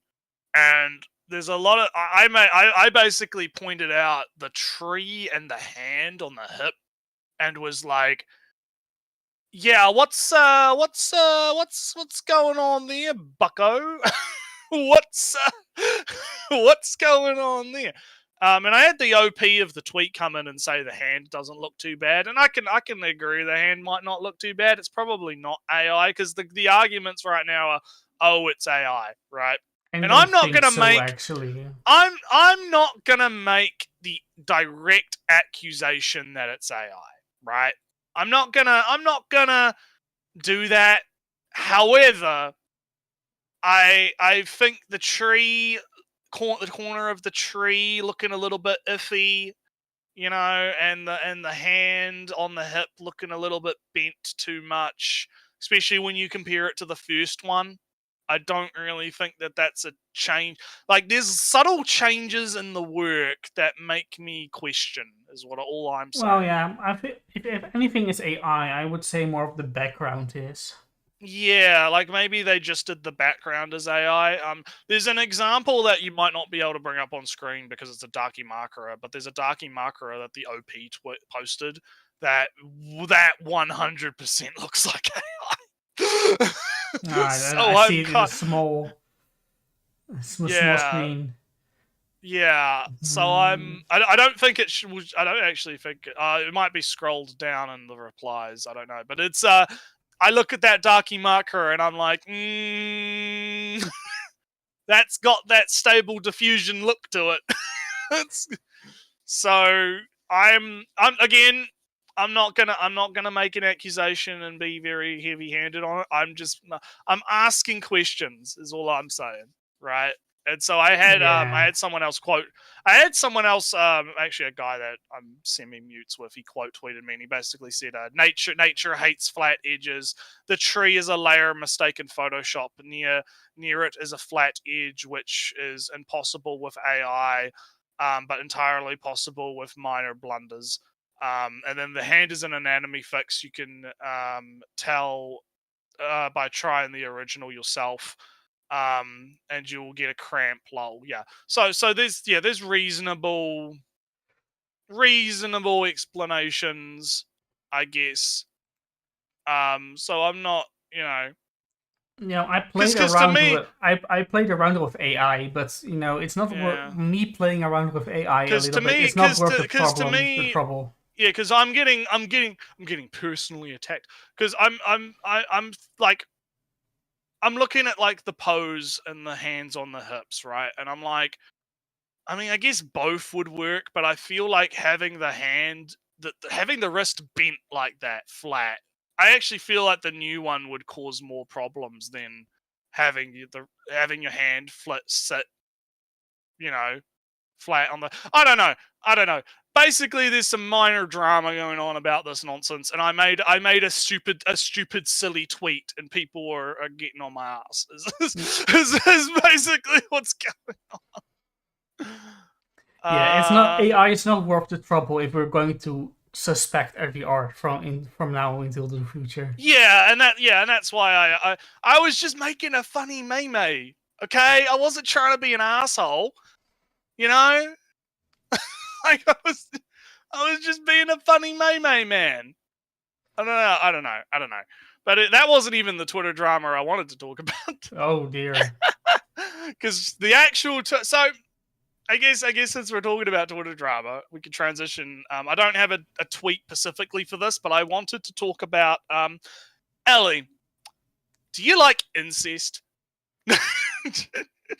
In fiction, everything is good. Are you a partaker in the brotherly sisterly relations? Oh, I have an excellent relationship with my brothers. Okay, so a game came out, or I don't actually know when the game actually came out, but a game made its way into the spotlight. I believe it is called something along the lines of the Coffin of Andy and A. I can never pronounce it. Lele or something. I can never pronounce it properly. It's like Ashley, right? Is their name? It's shortened to like Lele, right? So that was a game that came out, and it's a horror game about this brother and sister, and they go through some horrific shit, and they're both horrible fucking people, and they murder and they eat people, right? But there's an incest element to it, and I watched Pippa play it, and it was a blast because it was actually pretty funny. Well, I wouldn't say funny because it was. I actually think it's a pretty good VN for what it is, because it's an RPG maker kind of thing, right? Where it's, you walk around and you do stuff and it's a bit of a VN, right? But I kind of like it because it feels very genuine. It's not ironic about it. It's like, no, this is like, we're doing this, right? So I thought it was pretty good, right? I thought it was pretty fun. It was quite a fun stream to watch Pippa play it. However, Twitter and the internet are not happy. People really want you to know how much they disapprove of the haha funny incest game, Ellie. They want you to know that they really don't like it. They think it's the big bad, right? Well, Nretsew, I'm happy to tell you that you're the only conduit for every Twitter opinion that I hear. Yeah. Ellie is like the hermit that like lives in the woods. Well, not even on purpose or anything. Twitter drama avoids me. Yeah, you just don't care enough to be in tune with it, I like you're the hermit in the woods, and then I come up like every month or whatever to drop off groceries to you, and while I'm dropping off groceries, I'm like, did you hear about the hot new drama or whatever, And I say no, because I actually live I can tolerate cannibalism, but I draw the line on incest. Yeah, that pretty much sums up the drama, right? Is people are getting really fucking like annoying about the haha funny incest game, because it's like, fuck, man, people are so prudish these days, and it's very weird to me because I remember Pornhub statistics, at least for the last few years. Step bro stuff is pretty fucking high on the list. Yeah, but the gay statistics are way higher for states that ban gay marriage and all that stuff. So you know how it is. Yeah. Well, when I'm talking, yeah. I see you brought up like the Twitter. I brought a random Twitter that You brought up the fee. You brought up the people talk. Some artwork and people talking about it. I did but actually it read the is- text. I just need an image. Yeah. You're having a scroll. Hopefully we don't see any R18 shit. So I feel like there's something to be said about the quality of it, because I mean, at the end of the day, it's just a VN RPG Maker game thing about cannibal siblings sacrificing people to demons and doing horrific murder, right? So there's as sisters it's and not brothers do, as siblings do. Yeah, as siblings do. So, and it's not. I wouldn't say it's terrible, but it's not like it's the best thing that's ever been made, right?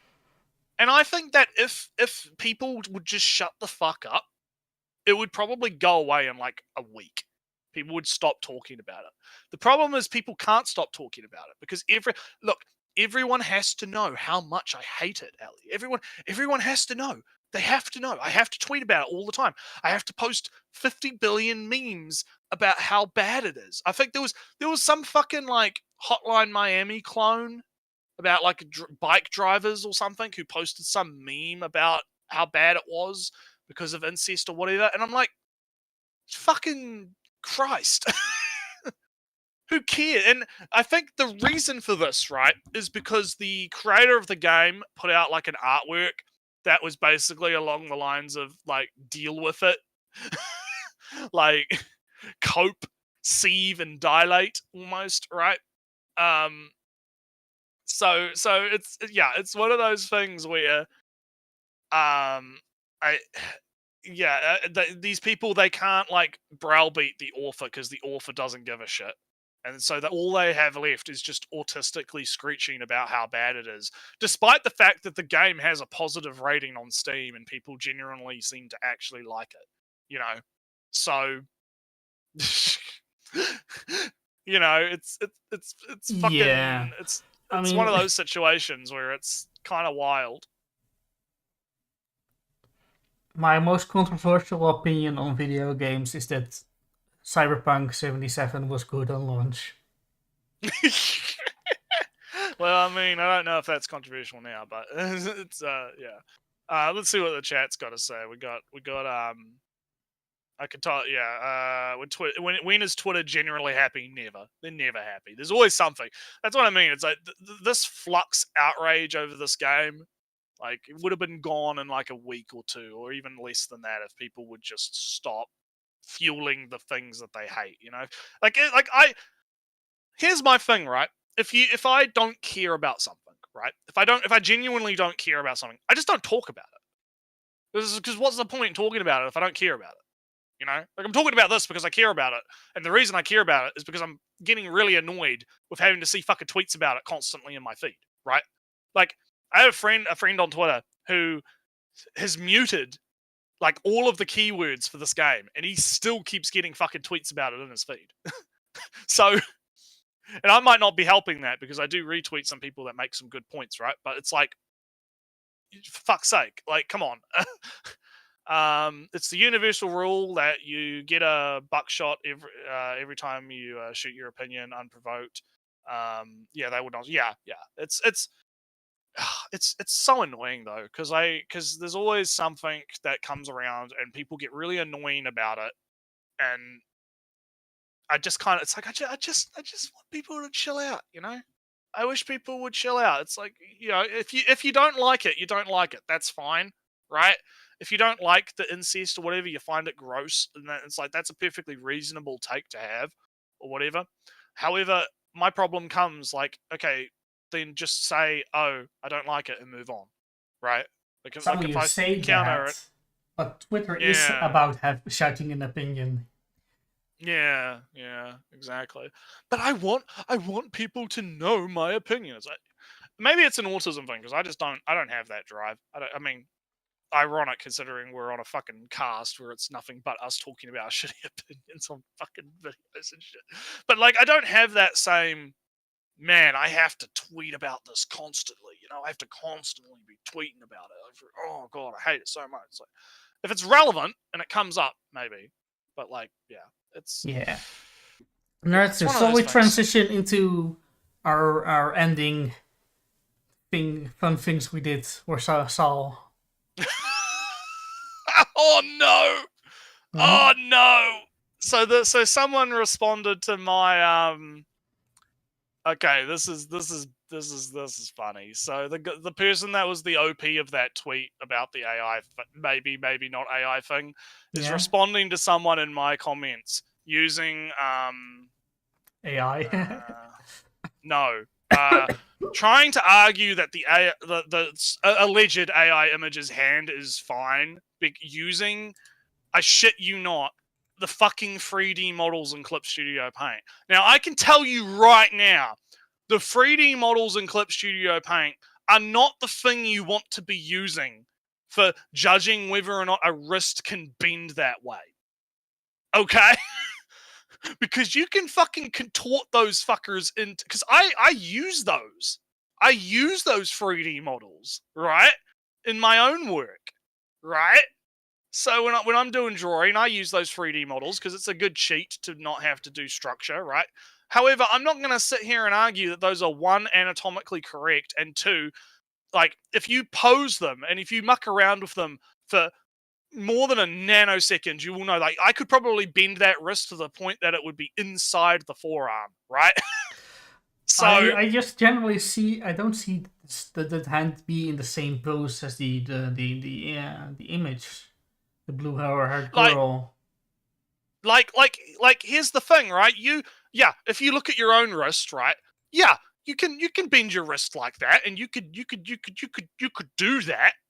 But I actually think bending the wrist in that direction is honestly more painful if you were putting weight on it, like if you're putting weight on your wrist, right, to put it on your hip, than just holding it within your palm of your hand, right? Like, I feel like maybe I'm just insane. Like, but I would not use, and I could make the argument that both poses are technically correct. You could physically do both of them, right? One might be a little bit more painful than the other to hold long term, but theoretically, there's not really that big of a problem. I only pointed out the hand because it looked kind of weird, right? That was the only reason I pointed towards it, right? So, I would not use... I would not use the Clip Studio 3D models as your reference point for this. Yeah, I mean, my general point is that I don't see the Clip Studio pose hand be in this exact same pose as in the image. It's not, and it looks, it's foregrounding angled towards us, so the angle wouldn't be like 90 degrees, more like a 70 degrees or so. Yeah, like, this just comes off as cope to me. I'm gonna respond to it right now live, by the way, because I have to. I can't help myself, because I'm just gonna say, look, I think that I can agree that both poses, right? Both poses are physically possible. The 2023 might hurt a bit more to... Anyway, Nretsew, I'm going to get you, away you from transition Twitter. into... You transition to get away to stuff while I rage post your Twitter drama, hands, always you Twitter and Twitter drama. My live Twitter drama happening right now. Yeah. God. Hold on to the law. So before chat, we are going to discuss Frieren. Have you both? Yes. Because there are only two of you right now. Have you watched until the current episode 8?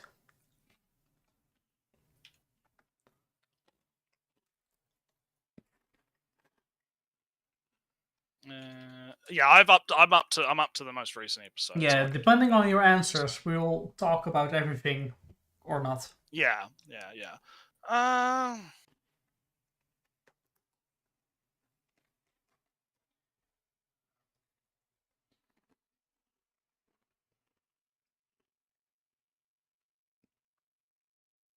But you said, Nretsew, you said you're busy the last few times. No games played.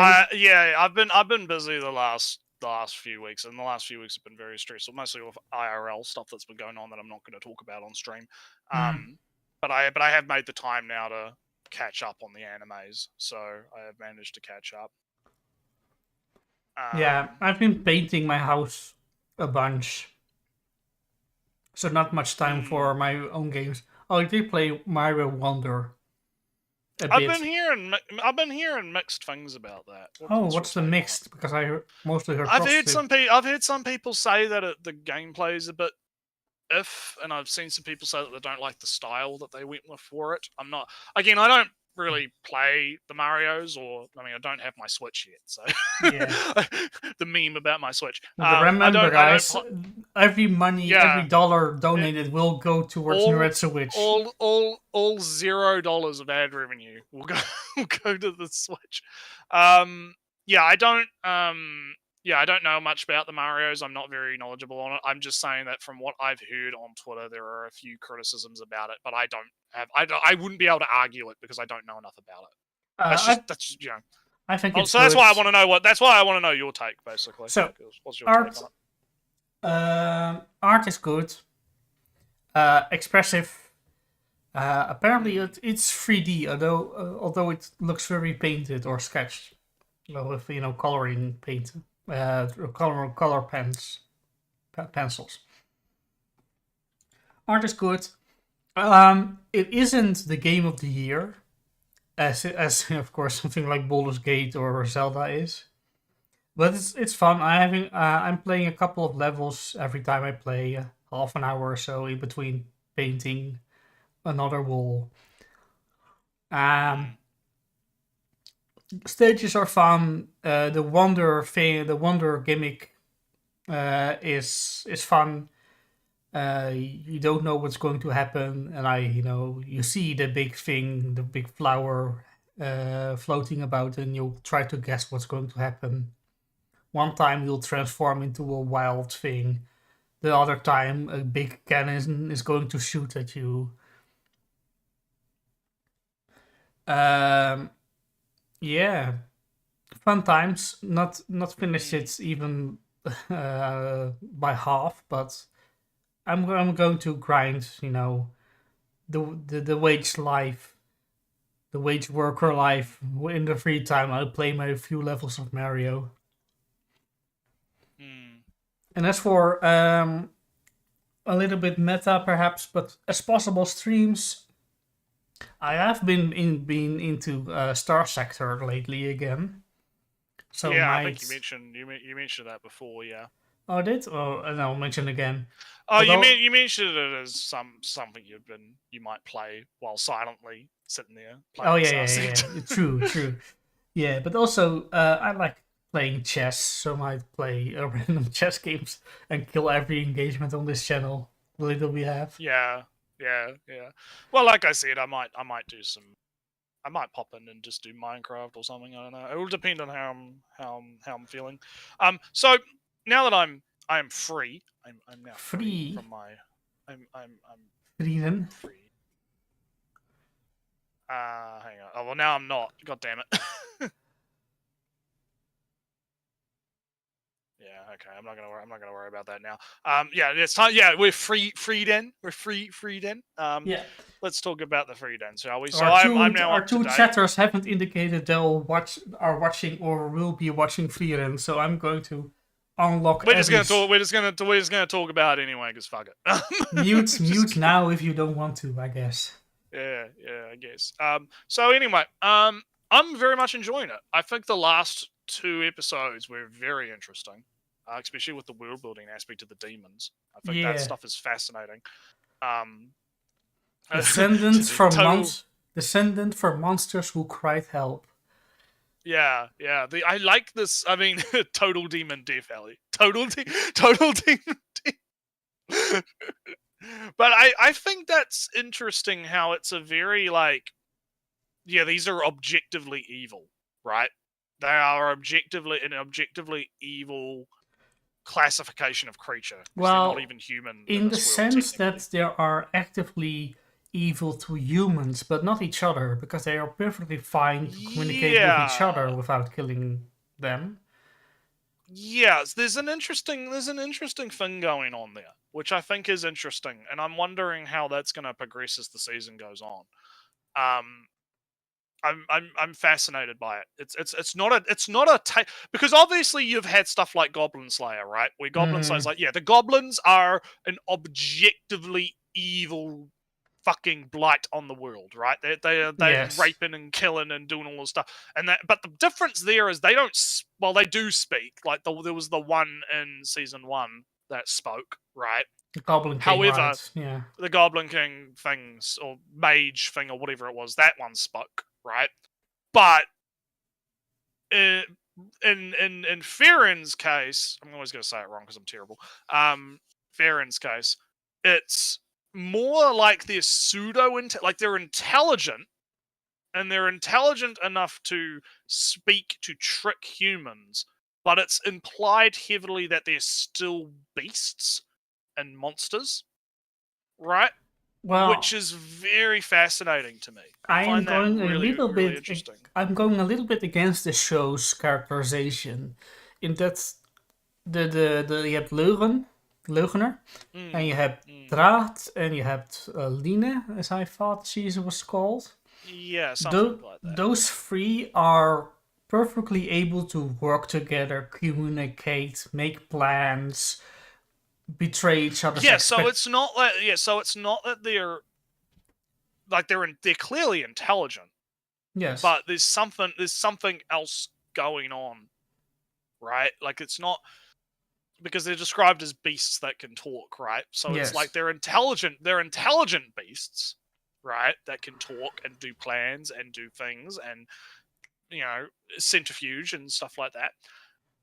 But yeah, it's interesting. My thing is that they are hostile to humans, but not each other, which kind of to me says that they are capable of forming a society, an alternate society that doesn't interface with the human society, but they can be peaceful with each other, so they could replace humans in that sense. And I think an interesting point to note was also the fact that they lack concepts like father and mother and stuff, and how you have the flashback where the demon says the only reason it says that is because it stops the humans from killing them. Yes.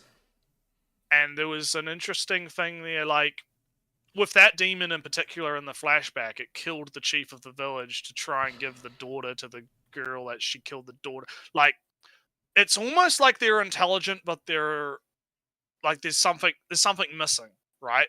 There's something missing. There's some missing part of the intelligence going on, right? Well, they lack. It's not the same. They lack an empathy. They lack a well, yeah, they lack an empathy and they lack a certain understanding of things.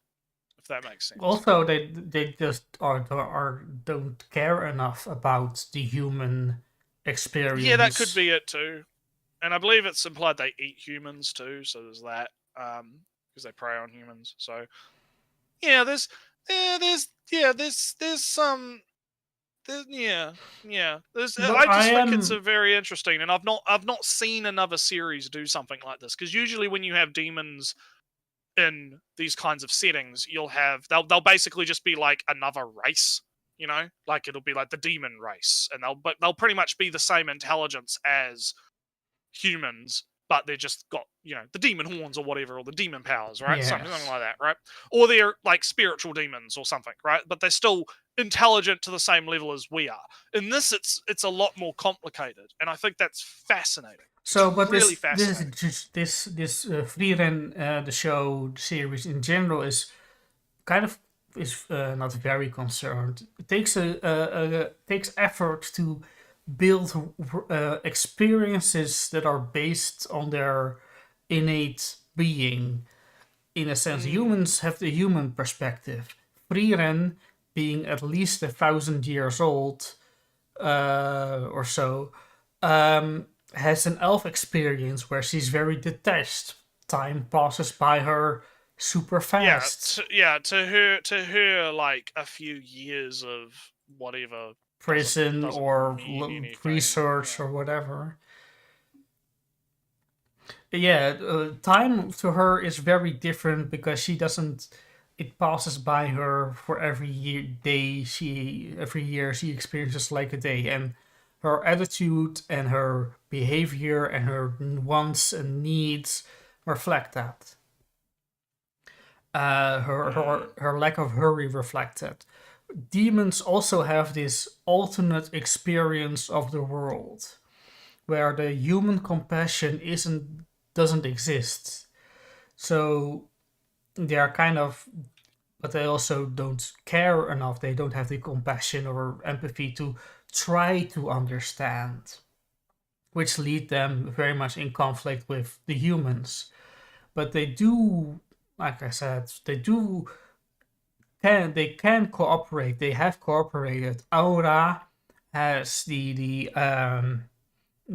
authority, the hierarchy to send people out to do things. So they obey a certain social order. So they have or can make a society of demons with demon rules. So yeah, I'm interested because we don't see any other dwarves, but maybe the dwarven experience is also slightly different, and maybe that'd be interesting to see in a future arc. We did have him talk the dwarf character talk a little bit about the culture, a little bit of the dwarves. I think at some point, I vaguely remember something early on about that. Yeah, they don't believe in an afterlife. They don't believe in an afterlife, and they don't believe in like, I think, do they have a religion? I don't know if they have a religion, but they don't have like a concept of the afterlife until the priest guy kind of has him turn into converts him into a believer, I guess. And a semi-believer. And I think, did you notice the little detail about that actually, where the graves of his parents were, just stones in the flashback, and then when you see the same graves again, they're much more ornate and fancy. In the modern era, I picked up on that, and I thought that was a little interesting, because obviously he's tended to the graves since returning, right? Yes. From the adventure, and it's been 80-something years, or no, it's like 25 years, 28 since the death of. Well, it's been like 28 years. It's 28 years since the death of the hero, but it's like 80-something years since the end of the adventure, or something. So the adventure took 10 years, so it would be 11 years before he came back and tended to the grave again. Something like that, yeah. Then he would have 80 years of grave tending to either the graves were disturbed in the 10 years that he was gone, and he made a bigger or fancier one. Made them better or fancier, yeah. Or he did it deliberately.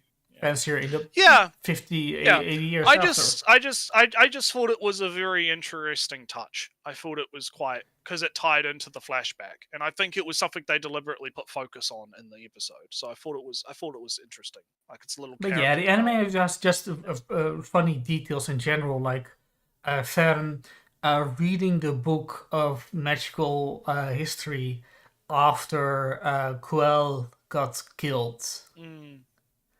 Frieren kills the demon sage of corruption, and then kind of the next shot is Fren sitting in the car on the cart reading a book, and it's of course the magical history book.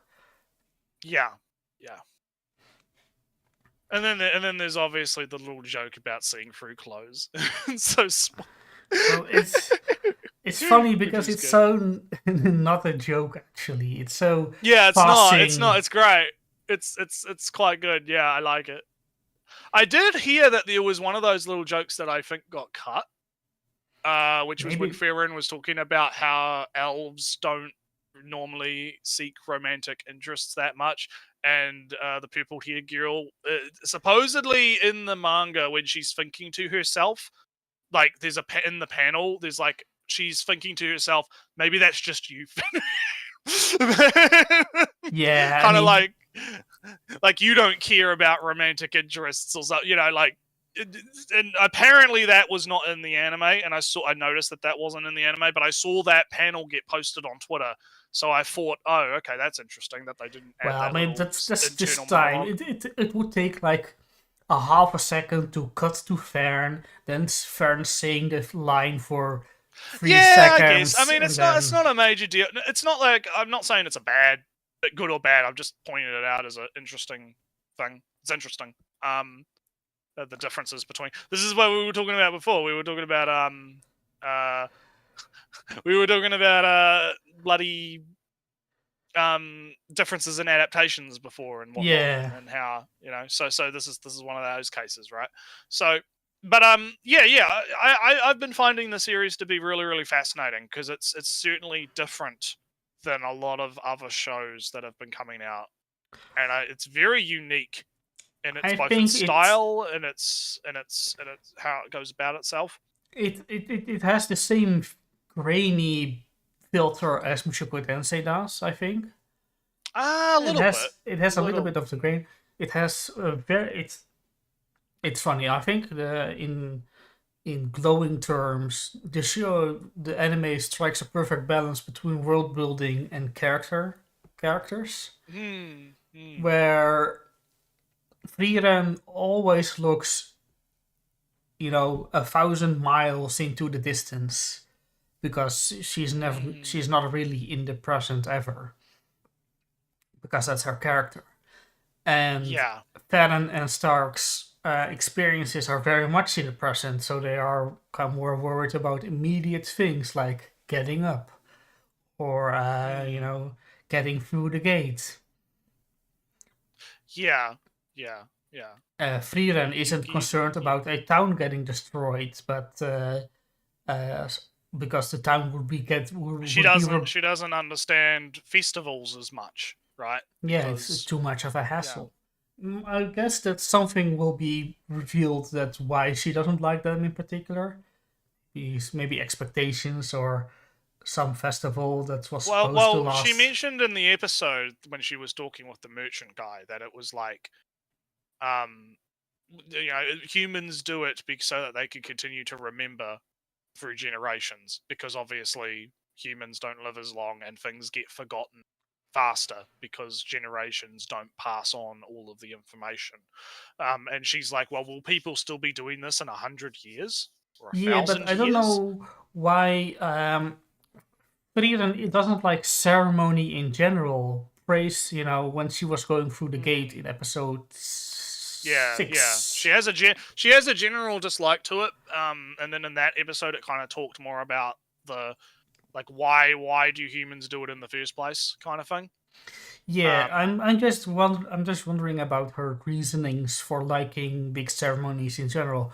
I mean, just not liking it is good enough, but I feel some. You feel history. Like there's something else. Yeah, there's something else going on. Maybe when she said she didn't see an elf for 400 years and it got to a burning house in a swing.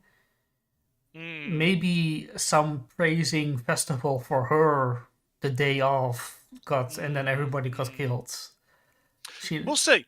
We'll see. We'll see where it goes. It's there's stuff like that that's very interesting. How Also, how much of a liar is Frieren when she said she doesn't like fighting?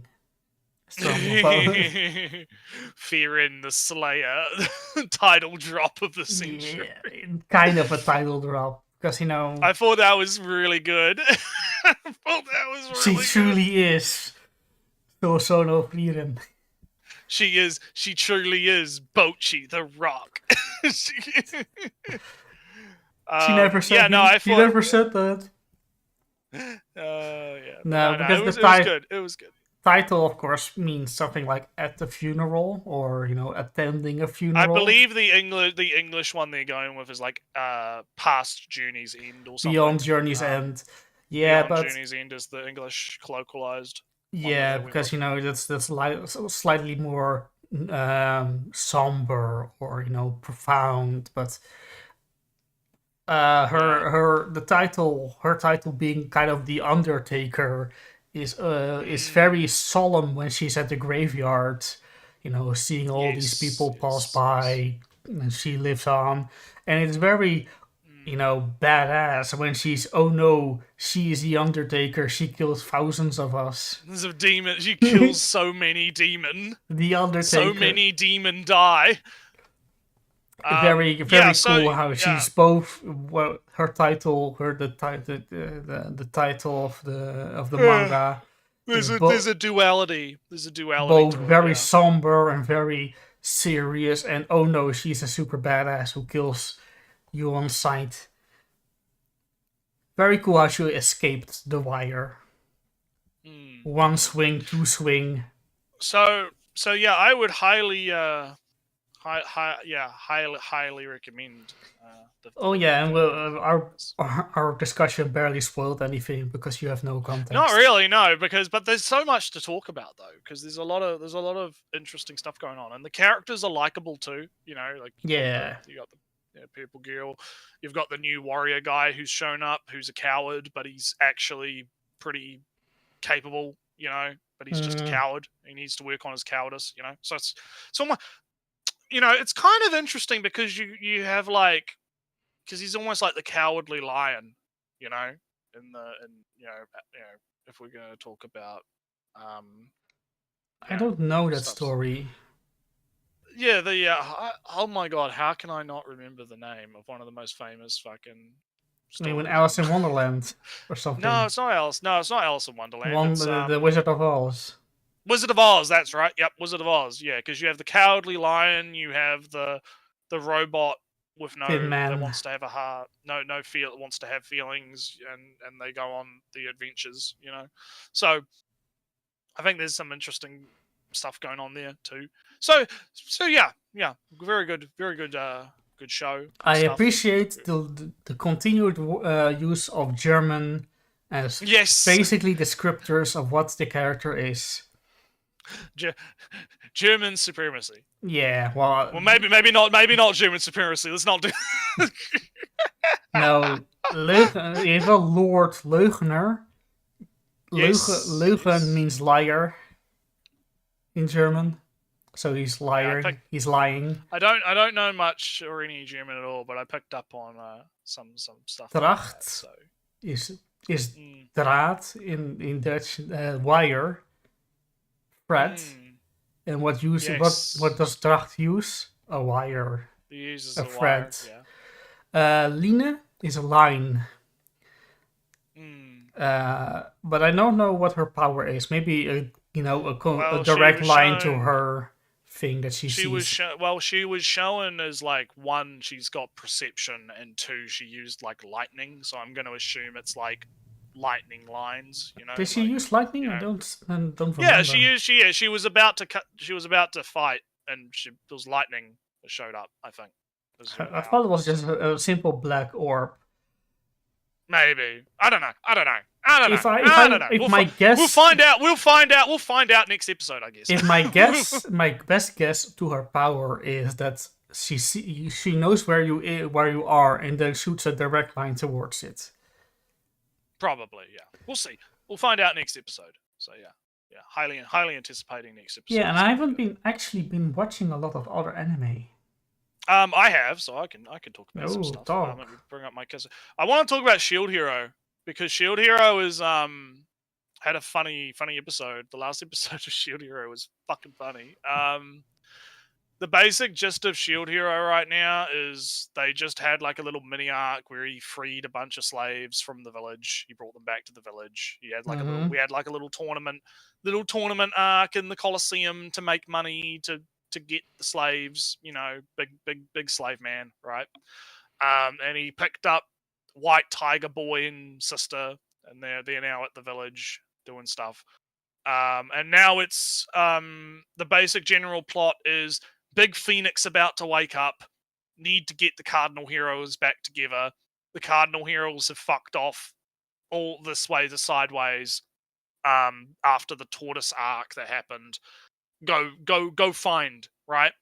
And so in the last episode, we found the Spear Hero who tried to fight the tortoise and he basically got up on the head of the tortoise and couldn't kill the tortoise, and all of his, because he was the ladies' man, right? Who had Yeah. all the ladies. All of the ladies were like, "You're gay. I'm leaving." And so they all left him, and he's trying to find them, and he's like getting rejected constantly by them, and he's having like a mental breakdown because he keeps getting rejected by the woman. And so he runs off, and then out of nowhere you meet the sword hero who's had all of his party die in front of him.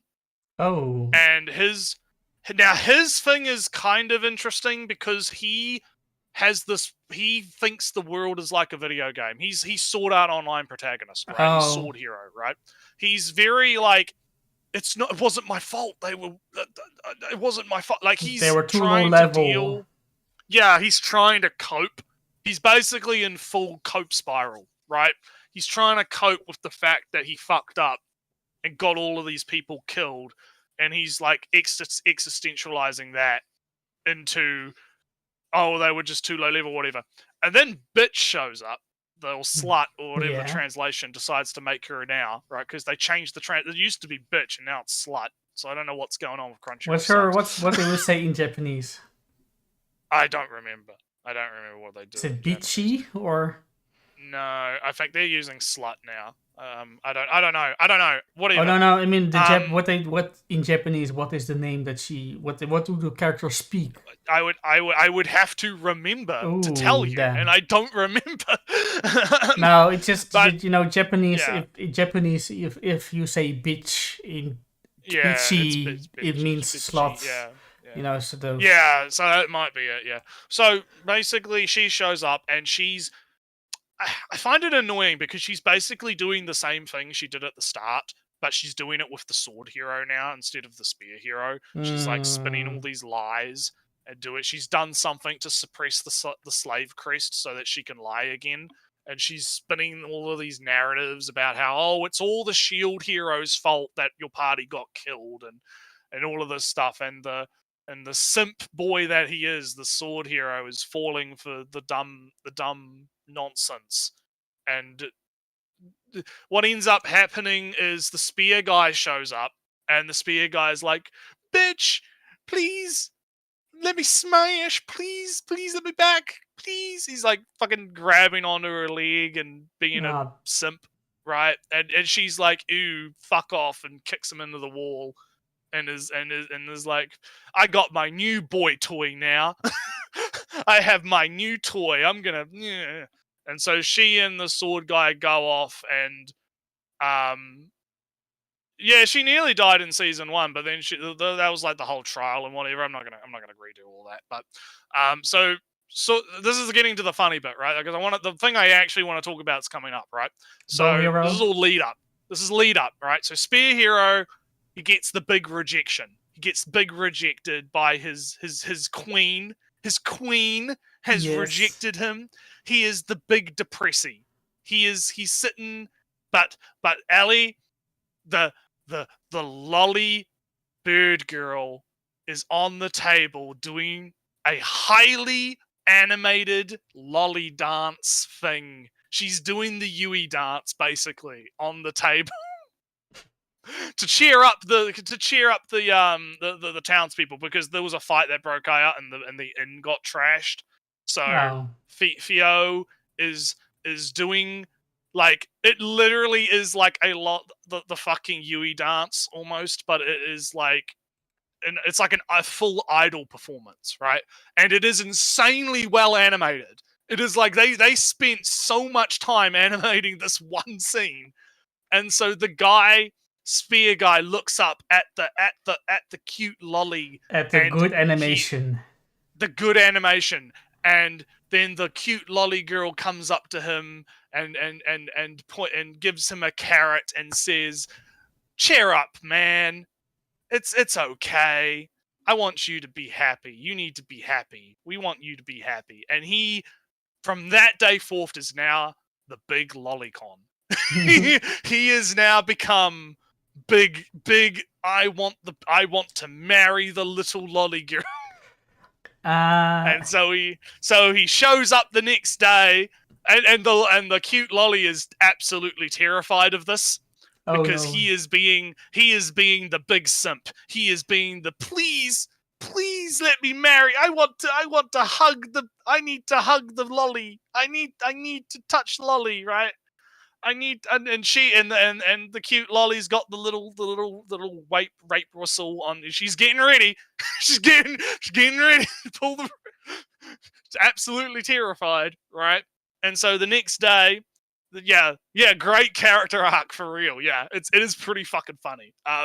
So the next day they're like, right, we got to go back to the capital because we got to report what's going on with Bitch and the sword guy. And so Spearman shows up and he starts calling Naofumi dad. Starts calling him, what is it, Oji-sama or whatever? I can't remember what it was. Something like that. Starts calling him that. And he does the dozera or whatever. He gets on his hands and knees. He's like, please let me marry your daughter. Please, I need to marry the lolly daughter. I need to please. And the lolly daughter is just fucking absolutely petrified behind Naofumi, and he tries to lunge at her, and she runs away and goes behind the raccoon girl, and then the raccoon girl's like, "You're scaring her, fuck off," and he's like, "Fuck you, pig, raccoon, bitch," and then she's like, "Did you just call me a pig?" And then bitch slaps him through the door, and then they're like, "Right, time to go," and then so they leave, and now I'm thinking Spearman is going to just be kind of following them around like a creepy man at the playground. And yeah, so that's Shield Hero right now. That's where Shield Hero's at. And I just thought that it was, one, very fucking funny to watch the man go from ladies man, has a party full of women, to complete rejection by all the women. All the women hate him now. He's gay. Horror. You're not. You have no writs. You have no writs. You have no clout. You have no power anymore. You're just bleh. Why don't I think there was one part with the girl the girl who used to be in his party that was working at the bakery that he was trying to beg to come back, was like, why don't you go make something of yourself like that Shield Hero guy? And he's just like absolutely like heartbroken, he's down. But then he goes from that, and now he is the big lolicon. He is big. I need to marry the bird girl. Nretsew, I haven't been following Shield Hero since like halfway through season 1, I believe. Yeah, which is fair enough, yeah. What's going on with Bow Guy? Because last I heard he was, We don't actually know what's going on with Bow Guy yet. He has not shown up yet. No one knows where he is. He has vanished. Since he showed up in the turtle arc because he got captured by the turtle thing, and he was being used as a power source or something by the turtles. So we don't actually know what happened to his. There was so what ended up happening with him was the last major thing that happened with him was there was a party member of his that was kind of weak and meek and not really that strong. Oh, she joined Naofumi.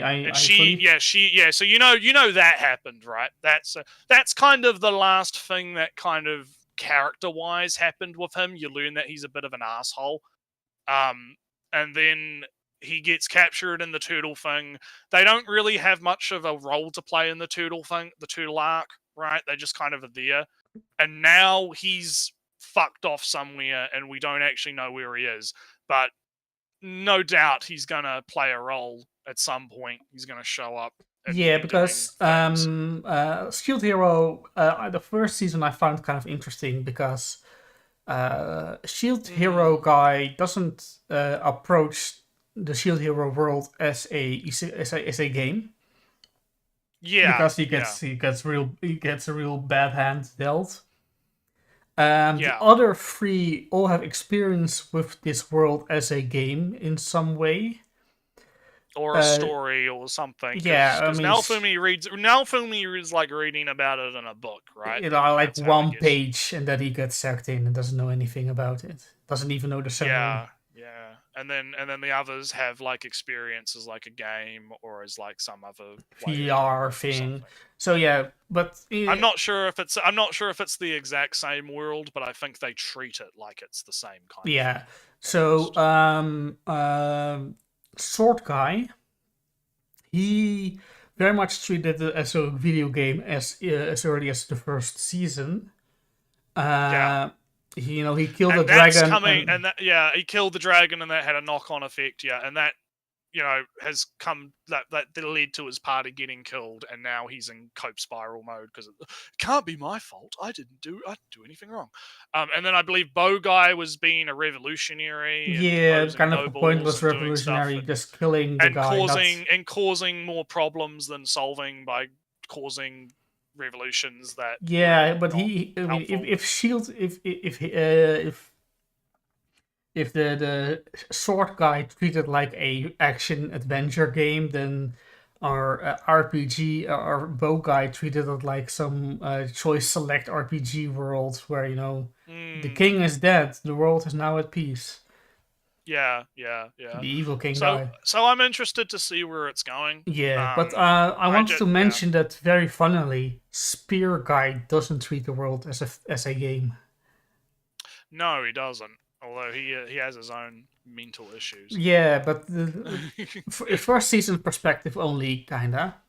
It's very funny that those three guys know what's up, and Shield Hero doesn't. And they are so much better than the Shield, but in a odd sense that the Spear Guy, the biggest antagonist, treats the world with the most respect.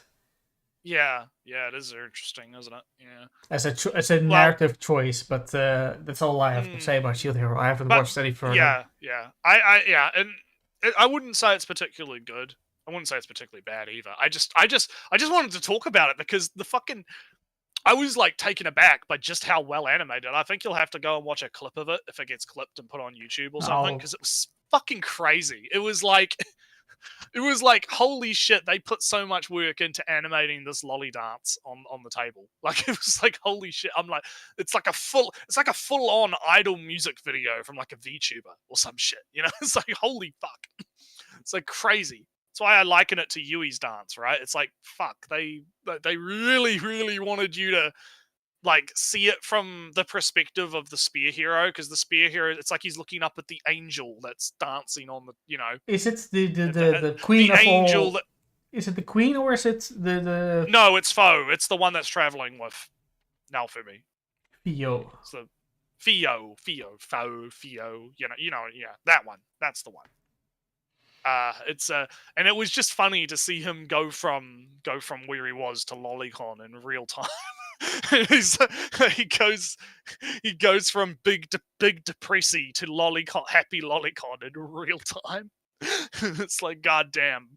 And I've heard, I don't have like massive light novel spoilers, but I've heard that with Spear Hero, there's like, there's reasons why he's like that. And it involves like how women treated him in his past world, whether he came from or something. There's like something going on there. So I would have to wait until it comes up in the anime, or I'd have to read the web novel, light novel, to kind of figure out what's going on. But I've heard there's more to it, right? There's some reasons behind things, right? But it's so far, I thought it was interesting. The cute lolly dance was cute. It was interesting. To see how well animated it was. And so Shield Hero's alright. Dr. Stone is Dr. Stoning. It's nothing much to really report there. I skimmed through the last episode to see how far they are, and they're less far than I thought they would be, but it's been a while since I read it. The slightly exciting arc is coming up, or I don't know, plot. So exciting plot is coming up. Yeah. We'll see how it goes. Emirates in Shadow has now transitioned into Emirates in Economics. You would fucking... So, what's happened is banks now exist in the world. Because what's happened is... So, Emirates has come into the world, right? And he's explained our world things to his like harem of demon chicks or whatever, right? And what they've done is they've just started recreating like concept. Like there's a mall, and it's selling like suits and ties and stuff. You know, like the progression of fantasy world into pseudo fantasy modern world is happening at like 500 miles an hour or something, right? And so now we're getting into how can we cheat the banking system and make infinite money? And Emirates' plan was initially, oh, I'll just photocopy more money. I'll just make more money. And he's working with this Kitsune nine-tailed fox girl, who's from like the first arc with the vampires. She like controls a section of like the red light, the bad town, right? The crime city, right? And he's working with her because they're gonna try and like do some wacky shit with economics to become rich, basically. That involves like the use of counterfeiting paper money to destabilize the opponent's bank to make the Emirates and Shadow Bank the best bank, so that the money push up the value of the money and shit. And the funniest part about the whole thing is Emirates himself doesn't know fuck all about economics. He's just like, my plan was we're going to counterfeit all of this money and we're going to be rich because their version of money is not as good as our version, so we can just counterfeit it and make millions of dollars off it. And the Kitsune chick is like, but wouldn't that just devalue the money though? Because if there's so much money, there wouldn't be. And he gets like really depressed and mad about it because he's like, oh shit. And then it kind of like swerves around and it becomes this whole thing about like the Kitsune's coming up with the plan and he's like, yes, but what did you think about this? and oh, it's great. It's funny. It's so fucking great. So yeah, you'd probably like it because it's all economics and stuff. It's great. This kind of sounds like the guy is being an Elon Musk. A little bit, yeah. A little bit, yeah. It's funny. That's why I think you'd like it, because it is actually really funny. He's like, I'm gonna, because he's thinking about when he was a kid. He's like, oh, why don't I just put money in the photocopier and photocopy the money, to make the counterfeit money? Oh, that sounds very much like Elon Musk. Yeah. And then what happens is it turns out that's not going to work, and he gets all depressed. And then the Kitsune's like, "Oh, but was your real plan to do this?" And he's like, "Yeah?" Question mark. But then he's like, "Did you think about this?" And then the Kitsune has to come up with like something else, because the Kitsune thinks that she's being tested by him. Like testing her resolve. Oh, this sounds like a very fun. So she thinks that Emirates is this big brain. Sasuke Eminent Sama. Yeah. Big brain, big economics. He knows. Oh, he's got this master plan. I have to figure out the master plan. And meanwhile, he's just like still depressed that his initial plan isn't going to work, and he has no fucking idea what's going on. He's just like. It's so good. It's so good. And in the background you have like there's this rival crime family that's like a Yakuza thing that's trying to like destabilize Emirates' harem girls crime thing. Like there's some stuff going on in the background that's like some crime thriller shit, and it's like fucking God. It's such a good show, dude. It's so fucking funny. It's so good. So I watched that, and then I think I haven't caught up on Arknights yet, but I'm gonna probably do that tonight because the new episode is out for that. So I don't have anything to say about Arknights, but Arknights is still good. So, you know. Yeah, I've been watching a little bit less anime than I want to, or than I've wanted to, because doing actual work on. Real life, you got to paint your house. Gotta paint my house. That will be my excuse forever. Although I had to paint my house. No, my intention is to watch some more anime, maybe Eminence, because I had that on my radar a little bit. I think you'd really like it. I think you'd probably quite like it. It's because it is a very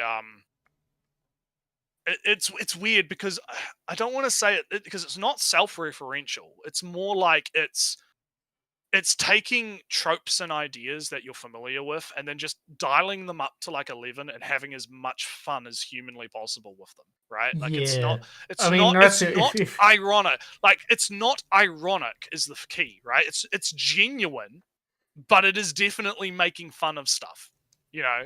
Like the whole vampire arc thing that we just had got resolved in like 5 seconds, but it was like there's a bunch of stuff. 5 episodes of preparation for 5 seconds of resolution. Yeah. It was like it got done really quite fast, and there's some setup for some other stuff that's going to happen, but a lot of it is like, oh, here's all of this backstory on the vampire queen, and this girl is her old maid who's now a vampire hunter because turns out the vampire queen actually wanted peace with the humans and didn't want to drink blood, because if they don't drink blood, then they don't have to drink blood, but the queen does have to drink, and there's like this whole thing about it, right? And then Eminence shows up, and he's just like, he keeps repeating this one line because he thinks it's cool constantly the whole time. He's just constantly saying, the blood moon has arrived, time is running out. He keeps saying the same thing over and over and over and over again, and then it turns out the real reason he's there is he just wants to steal shit from the treasury. He just wants to steal all these coins, and then he gets into the final confrontation with the queen or whatever, and they have a fight, and he's losing all of the coins that he has in his like shadow magic or whatever, and he's like, I will not allow a single one of them to and all of his like harem thinks that he's talking about them when he's talking about the money. Yes. And then he does the big I am atomic, and then he cures all the vampires and they live happily ever after, and then he leaves. And that's the whole. With money? Or was the money gone? No, he just casts a spell and he cures them, and that's it. He just fucks up. He just leaves. It's great.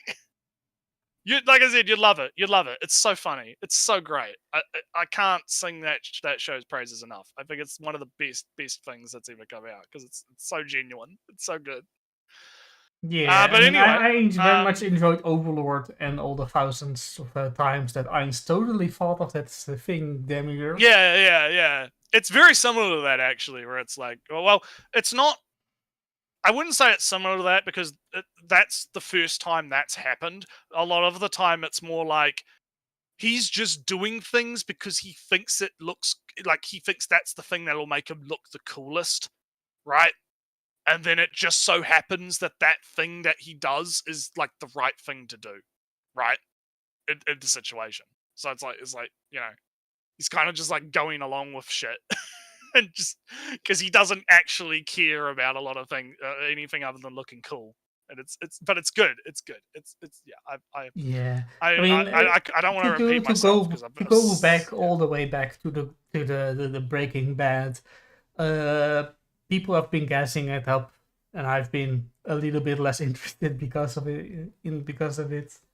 Also, but I'll fight through that contrarian urge. Yeah, you'll fight through that contrarian urge with me repeating the same thing over and over about it because I like it. It's great, and I can't shut up about it. Oh no! But yeah, it's been 3 hours now, so you know what that means. And that means it's about time to call it. I think. If you're down for calling it, I don't think I have anything else in particular that I want to talk about. Nah, that's what I mean. It's more than 3 hours. We've kind of ran out of things, but no, it was a fun stream. It was good. We'll come up with a video maybe to do next time, or hell, maybe we might not cover a video. Maybe we'll just do random chit chat for an episode or something. Who knows? See what happens. I mean, we look, we have that weird anti-pornography video, but that would require some research. Yeah, we're gonna have to think about that one. I don't know. I think it was Samu who recommended it. Samu, might have been one of Samu's. If you're still listening to it, it was the what's his name? Pax Taku? Pax or something. It's Pax or something. Yeah. Oh yeah. We might do that. We might not do that. We'll see how we go. I'm not gonna. The thing is that I'm hesitant to do it because I want to go in there and not speak bullshit, basically. Yeah. So, but anyway, I was very appreciative that he linked his sources in the description, because all of his sources lead back to a church that says, "God says so." God says so. Yeah. But well, we might not. We're always open to more recommendations, though. I think you're gonna start posting those like midweek. Hey, here's when we're gonna do a stream. If you've got recommendations, post them in the thing, We're always having a look, So if you do have a recommendation, you can put it in the comments, or you can put it in the comment to that post, and we'll see it basically. Like either me or Ellie will see it at some point. Nretsew has the abilities to stream and post on his own on the same account. Well, once I work out the OBS stuff and get it all sized properly and proper, get all the settings correct, we can look at doing that. So we might do some solo streams at some point if we've got time. It all kind of depends on what we're doing, because I'm busy, Ellie's busy. For now though, for now though, hopefully expect same time next week. Probably about the same time, never the same time. About the same time next week, And also, yes, thanks for showing up, 5-0. We always enjoy having you in the chat. We always enjoy everyone being in the chat. It's better when we've got people to bounce off of. It makes it fun. Yeah. So we will catch you guys next time. Later. As I go to the stream end button. Yes. Okay.